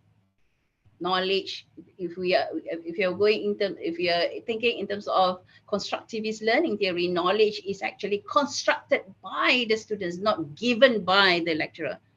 Okay, so these are the pillars of Education 5.0 according to this publication, and I think I agree with most of the ideas there. That's why I share this idea with you, right? But then this is actually what I'm going into, the integrated STEM approach. So the theme is bridging literacies. Now literacies can be reading literacies, can be science literacy, can be mathematics literacy, can be technology literacy. So there are a lot of literacies there. Okay, so how can you bridge literacy?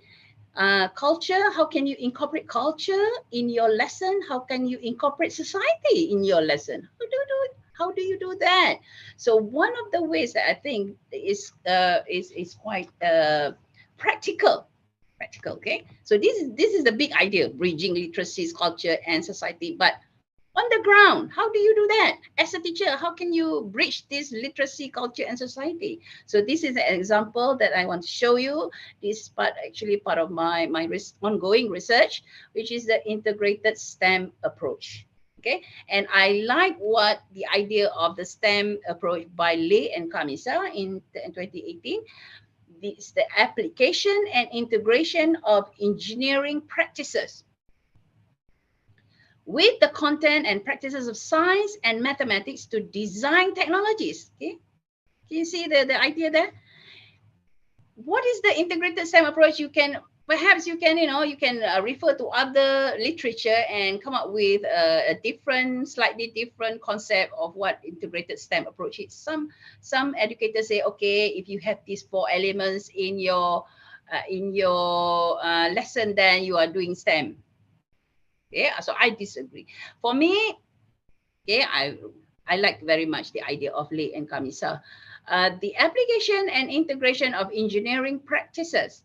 You apply and integrate engineering practices Okay, with the content and practices of science, you integrate engineering practices with content of science and also science practices. Okay, science practices and engineering practices have many overlaps. Okay, I'm going to show you in a while. And mathematics, also you integrate the mathematics.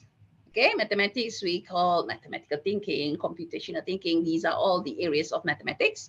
Okay, to design technologies, you integrate these three elements to design technology. How can students design technology in your lesson?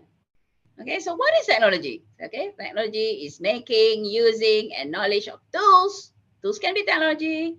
Machines can be technology. Techniques can be technology. Crafts can be a technology. System can be a technology. So for example, in library, you have the system of how you want to organize books. That system is a technology. Okay, methods of organizing to solve problem or perform specific function. Technology can solve problem. So if you're a librarian, you have a lot of books. What is your problem? How can I organize this book so that users can easily find the book that they want to read? So you have this system of how you want to organize the books.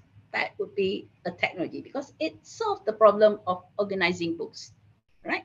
So in our lesson, how can we integrate engineering practices, science practices, science content, mathematical thinking, computational thinking, mathematics content in a lesson to design technology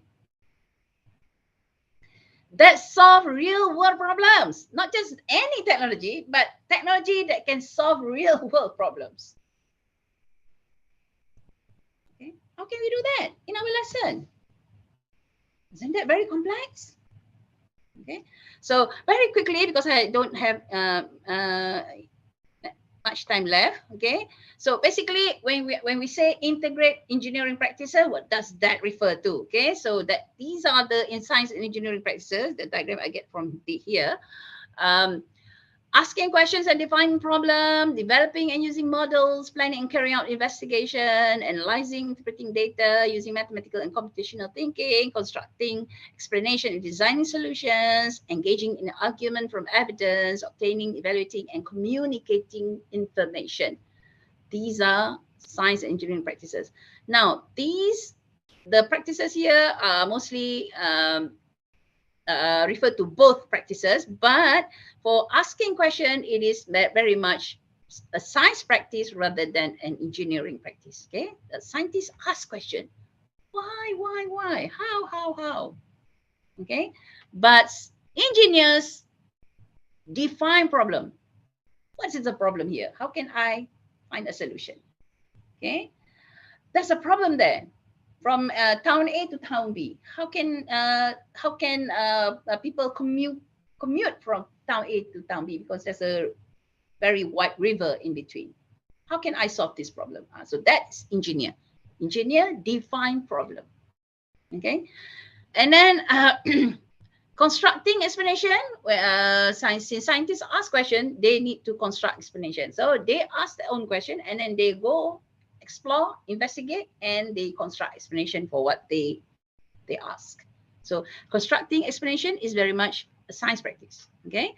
But designing solution is very much an engineering practice, okay? So because engineers define problem, they have to come up with solutions, okay? So you know, in your lesson, when you at the planning stage, do you actually think about all these practices? And do you think about how you can incorporate these practices in your lesson? Okay, so we are going into education purpose. I know that certain practices are already in place. Most of you have already routinely do it, but we want it to happen by design, not by accident. Okay, so as a teacher, as a lecturer, we actually purposefully think about it at the planning stage. And then we design activities that we have very specific goals in mind, okay? And therefore, we know that because it is by design, we know that the students can benefit from the activity. Okay, so the activity, the goal that we want the student to achieve is very much planned at the beginning, designed at the beginning, not happen accidentally during the lesson. Okay, so so when we go into, okay, so if you want the engineering practices to be applied in your lesson, you need to have in place what we call engineering design process. If you're teaching, this is very much because I'm talking about STEM, okay? So it is very much referred to the science discipline, okay? Science discipline. My research does not go into how you want to integrate these 4 elements in different fields other than the social science. Okay, for example, if you're teaching history, how can you actually integrate these 4 elements in history, for example? Or perhaps just 2 elements is already sufficient if you are doing if you're teaching other discipline other than the STEM discipline. Okay, so engineering design process, there's a cycle there. I actually adopt this engineering design process in my research to actually make sure that the activity is designed at the beginning to have this engineering design process embedded in the activity.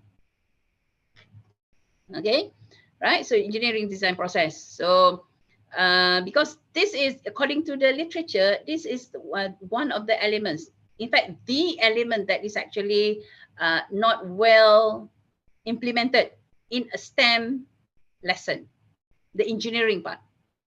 Okay, you usually have the technology, but usually technology is not as a solution, it's an enabler of learning. For example, students use ICT to search for information.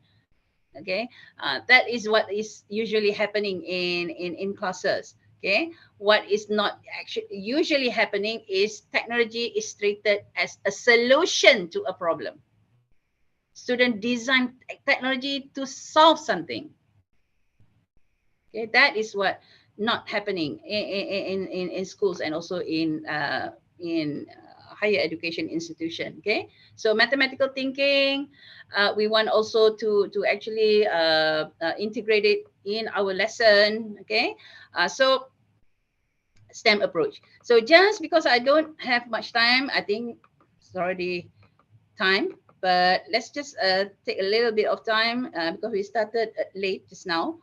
Okay, I'm just going to go into the examples. Okay, so this is why we want to do this STEM approach, right? So according to top 10 skills for 2025 World Economic Forum, problem solving, self-management, working with people, technology use and development. Can you see this? If you're doing, if you actually design lessons according to that STEM approach, you would have covered all these type of skill if the students are doing those. Okay, it's basically project based, but not just any projects that are looking for a solution to a problem, and the solution is actually developed in the form of a prototype. We call it technology. Okay, so that's what different from other project-based learning. Okay, so this is how to steps. Okay, I'm not going to go into the steps, but I can share the the link. And I'm using the 5E when you are planning your lesson. I use the 5E instructional model, whereby the STEM activity, whereby the students need to develop a prototype that can solve a certain problem in the community. Okay, is actually done in the elaborate phase. Okay, so you can just go with what you have done so far for the engage part, for the explore part, for the explain part, because this is the part whereby students learn the concept, the new concept. Okay, the new theory, the new principle, the new law. This is where that's happening. So you might use inquiry learning for the explore part, and then when you go into explain, student can explain. So if you are learning about Bernoulli's principle, student would have some hands-on activity whereby they investigate the relationship between the pressure of a moving fluid and the speed of the moving fluid. And then when they have this hands-on activity, they investigate and they can come up with, okay, now we know that when the speed of a moving fluid increases, the pressure within the fluid will be decreased, for example. So that's where they explain. Okay, and then teacher perhaps reinforce the understanding with some of their own explanation, but before that, the students have explored the concept. Then when you go into elaborate, this is where you enrich students and put them in a more challenging context, whereby we want to see whether the students can apply the new understanding, the new concept, whether they can apply that. So this is where that STEM activity is happening, okay, in the elaborate phase, right? So just one example, I think I can show just one example. This is an example of a lesson plan, how I did it. To actually, this is the template. You can have access to it. This is how I purposefully, explicitly plan the integration part. Okay, what are the practices that I'm going to be integrating in this lesson? So I'm very explicit with it. Okay, and then this would be the prior knowledge that students need to have before they actually go into this lesson. Basically, it's from the prior forms. Okay, and then this is the main. Okay, this is basically multidisciplinary. We have one main subject here, but actually we integrate other subjects into it, right? And then because this is the project-based learning, you have to have some essential question there, right? And this is how you're going to assess. Okay, this is a backward design whereby we think of how we are going to assess students' learning, and then only we plan the teaching and learning activity. Okay, so what is the difference? Here is the difference. Okay, so this is very much incorporated the engineering design process. And when you want the student to solve the problem, to come up with a technology that solve a problem, you have to have a problem scenario. So this is a very simple problem scenario here. Okay, very simple problem scenario. I'm going to show you, let's see, I'm going to show you an article that was published in 2021, I think. Okay. This is an example of another problem scenario. So basically in the elaborate phase, when you go into the engineering design process, you want the students to be able to solve a real world problem in a community and come up with a technology to solve it. You give student problem scenario. So this is an example of problem scenario. Okay, this is an example of problem scenario. So this is where we bring in the society. Okay, we bring in the society in our lesson, not just, learning facts, learning theories, in a decontextualized way. This is very contextualized. This is a context that you present the student. This is a real world context that can happen in the real world setting. Okay, and you give this context to student, and of course you identify, you want the student to identify, okay, so if you are an engineer, what technology can be built to help the many city dwellers who are facing the same problem as Rosa? So students have to come up with a technology that can address the problem of not be able to commute, okay, between two towns, okay, because there's a wide river there, okay, or because there's a traffic congestion. So this is part of the engineering design process. And another one is another problem scenario that I want to share with you is here. Okay, so this is a scenario that can happen in the real world. You are a physics teacher. There's a physics teacher here. He is an experienced teacher when he want to actually teach a topic on boys' law, there's a lack of teaching aid that can actually let students record the relationship between the volume of trap gas and the pressure within the gas. Okay, usually teachers will use a syringe, yeah? Okay, and then they just make sure that the end here is closed, and then you just ask the student to feel when they decrease the volume of the gas in the syringe, they will feel that it will be more difficult to press. Okay, so that's how usually the teacher use, and they would say that, okay, the smaller the volume of the trap gas, the higher would be the pressure, because now you can feel that, you know, the pressure is more, because you cannot, you know, at one point you cannot actually decrease the volume further. So how can we ask? So how can the students plot graph and then can find out the relationship between pressure and volume just by, you know, just by having them to feel? Okay, so what kind of teaching aid that can help the teacher so that the students can actually collect data and draw a graph? Okay, so that would be the problem. So what can you do? That students can actually, so we want the students to come up with a technology that can solve the problem for the teacher. And this is an example of the technology that students can develop. Okay, let's see another. Where is it? It's not coming up.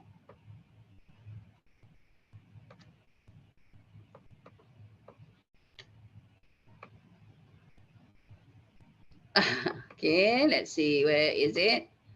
So the students actually have to develop a teaching aid, or we can call it a learning aid, for the teacher to be able to use, and from the activity they can record. I don't know why it's not coming up.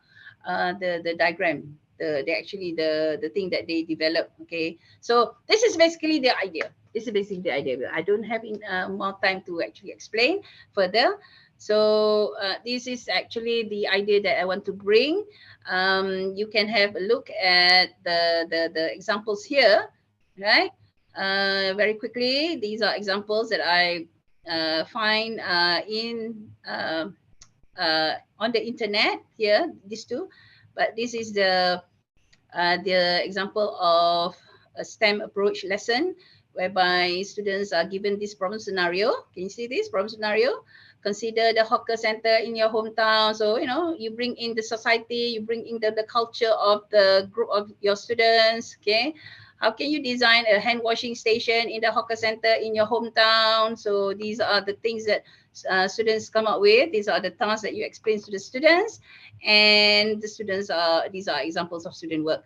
So they have to design, because you are an engineer, you cannot just try and error. Okay, engineer do not use the method of trial and error to build a bridge. They have to have the blueprint first. So you want the students to do that, the engineering practice. Okay, so they have to design first, and then they present their design. Perhaps the teacher, the other students will comment on their design, whether it is workable, whether it is feasible. Okay, and then they come up with the actual prototype. Okay. So this is in the elaborate phase. So if you can bring into your classroom, either your students are secondary students, primary students, or your students are higher education students, the tertiary education students, why not, you know, think of a project, not just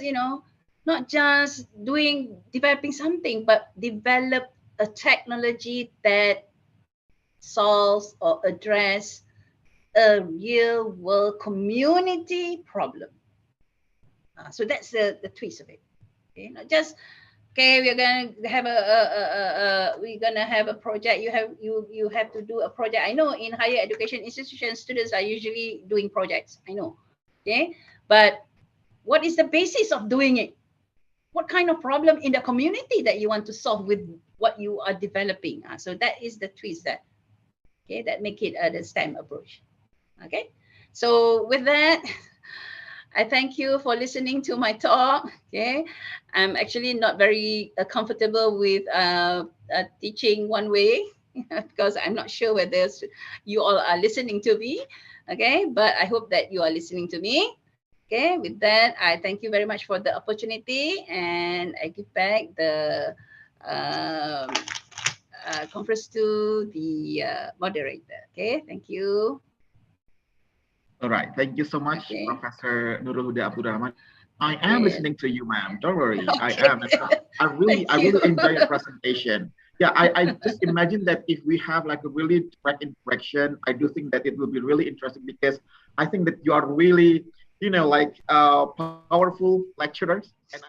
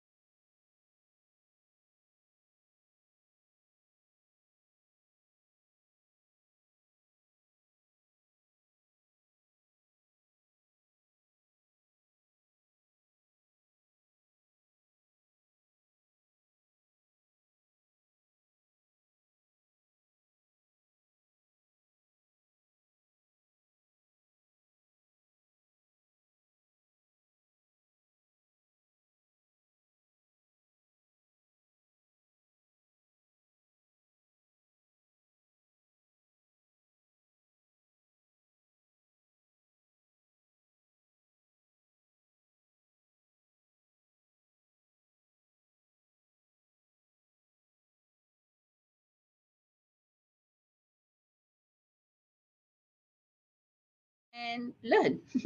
Okay, very good question, and very actually quite challenging because this is quite recent, and I'm the experience of teaching online is not as long as the teaching face-to-face experience, right? So perhaps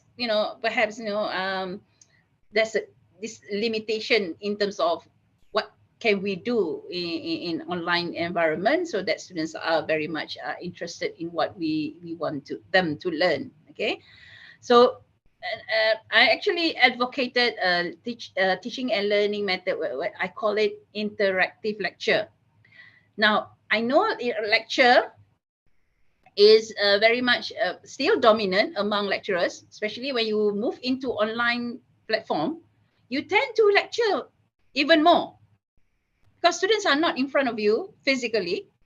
And if you want to do group discussion, if you want them to set up and then do hands-on activity, you don't have that opportunity anymore for these online classes. Okay, so quite limited activity compared to if you run a face-to-face lesson.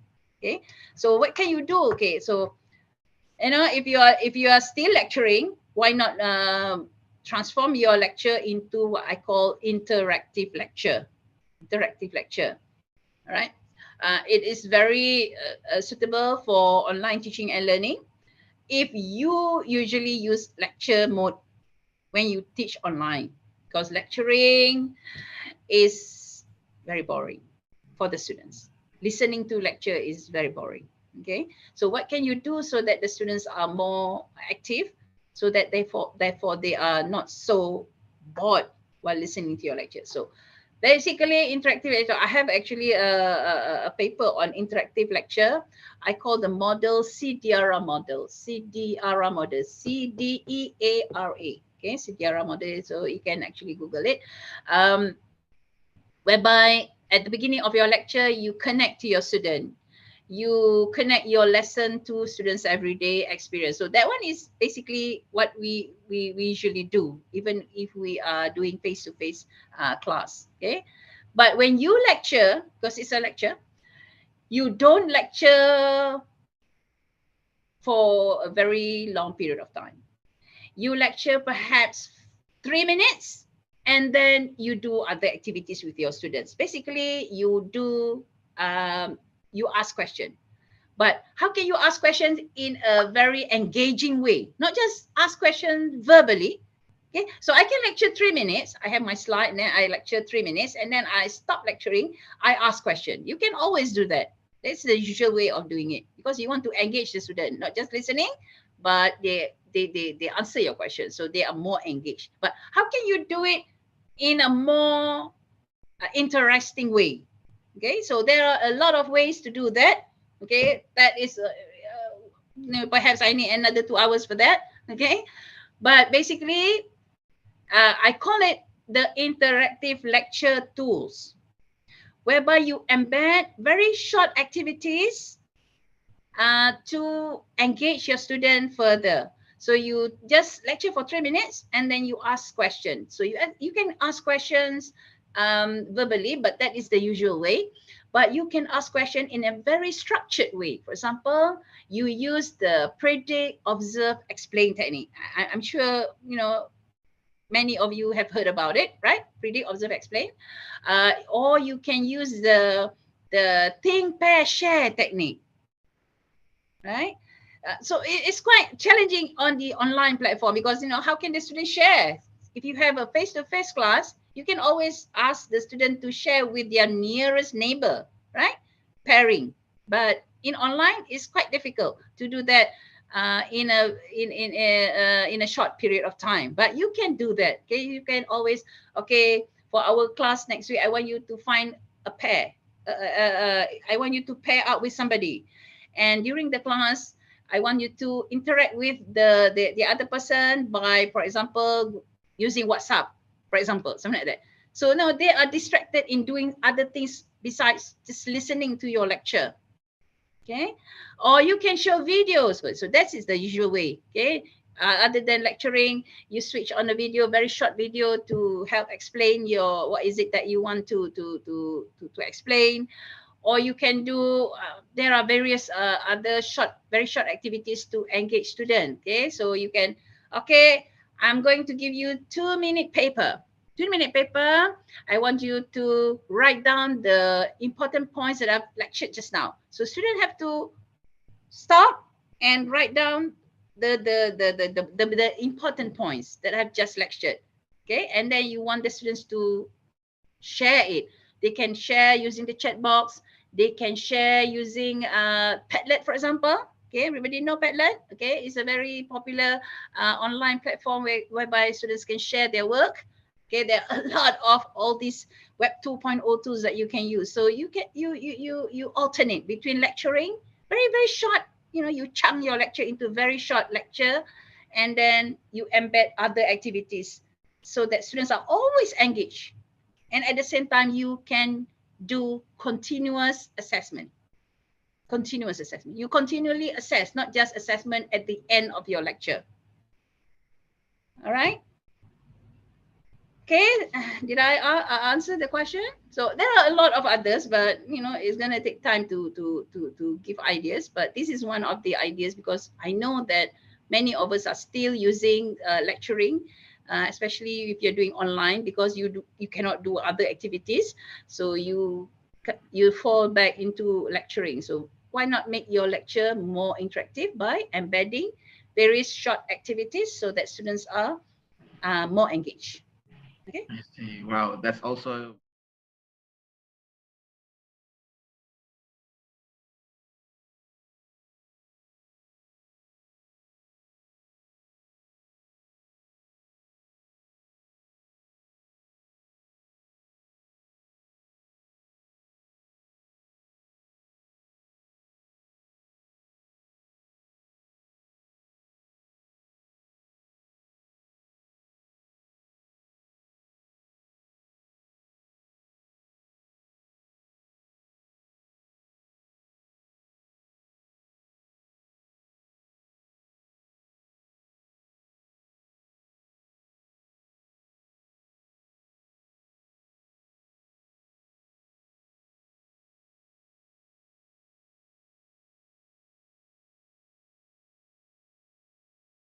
secara terstruktur dengan beberapa media.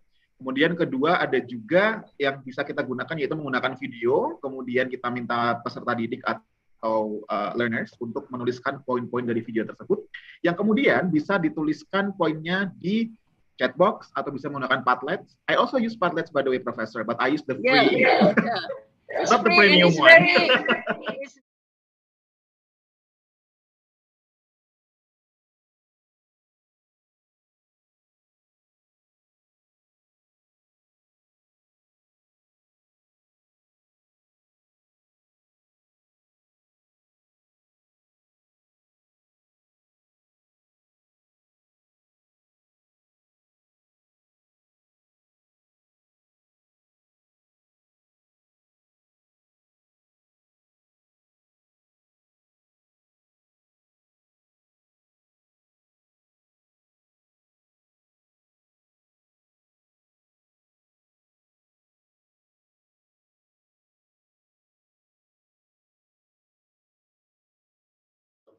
On what other ways, the very short activity that you can embed during lecture, so that your students will be more engaged, so that they do other things besides just listening to your lecture.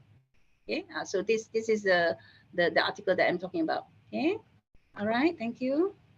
All right, thank you so much, Professor, for the answer.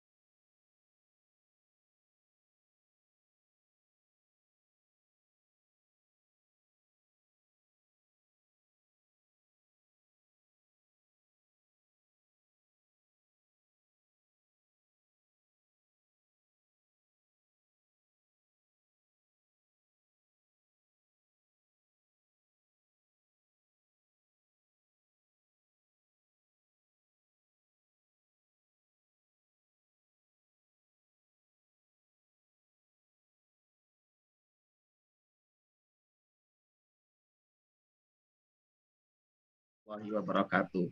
All right, so ladies and gentlemen, that is all the presentations from our three amazing speakers, right? I do think that all of the presentation, each presentation has given us really great knowledge. Yeah, start from the first one from Dr. Nuri Charita S. Indra Brahmana regarding to the digital technology in this pandemic era on how we can make sure that it's not only about the internet connection. Just because we don't have internet connection doesn't mean that we cannot learn. So there is also another way in doing so, right? And then secondly, the presentation from Professor Watana Suwanatre regarding to the pandemic era and how is the condition and how to make sure that we stay healthy, all right? That what do we need to do, what we can do. So it's not only like staying at home, but we can do something like volunteering, helping others and something like that. And that will be really beneficial. And finally, the presentation from Professor Nurul Huda regarding to how we can make sure that even if in this pandemic era, we can still have a teaching and learning process effectively, right? Not only having one-way communication, but because this is 5.0 generation, we need to make sure that they can solve something.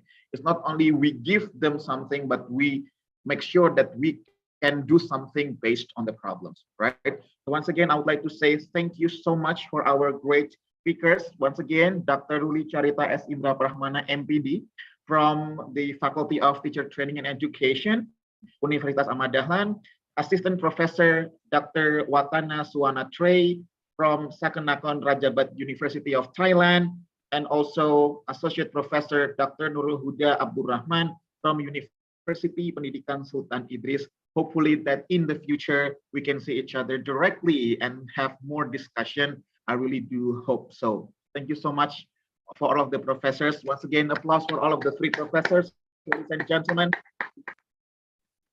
Right, so that is all. My name is Patria Handung Jaya. I would like to give the time back to our adorable MC, Umair. The time is yours. Okay, thank you. So, ladies and gentlemen, this is the end of our event today. Before closing the event, let's take a picture for the documentation session. So, to all participants, moderator, and speakers, kindly turn on your camera. For the operator, please take your time.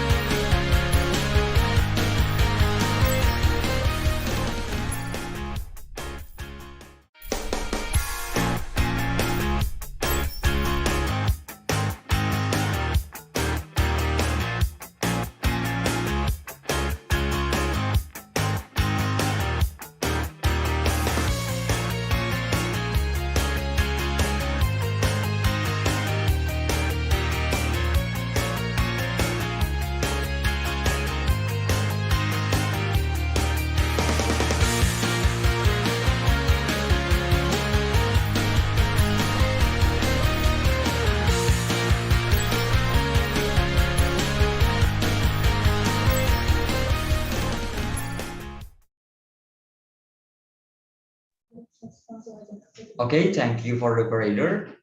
So, ladies and gentlemen, we have came to the last agenda for day one, and for the next day is a presentation for the presenters. So all of the presenters must be ready for presentation tomorrow. I am Umair, representing all of the committees. I would like to say thank you so much for your attention and participation. Let's close our event today by reciting Hamdalah together. Alhamdulillahirrahmanirrahim. Wassalamualaikum warahmatullahi wabarakatuh.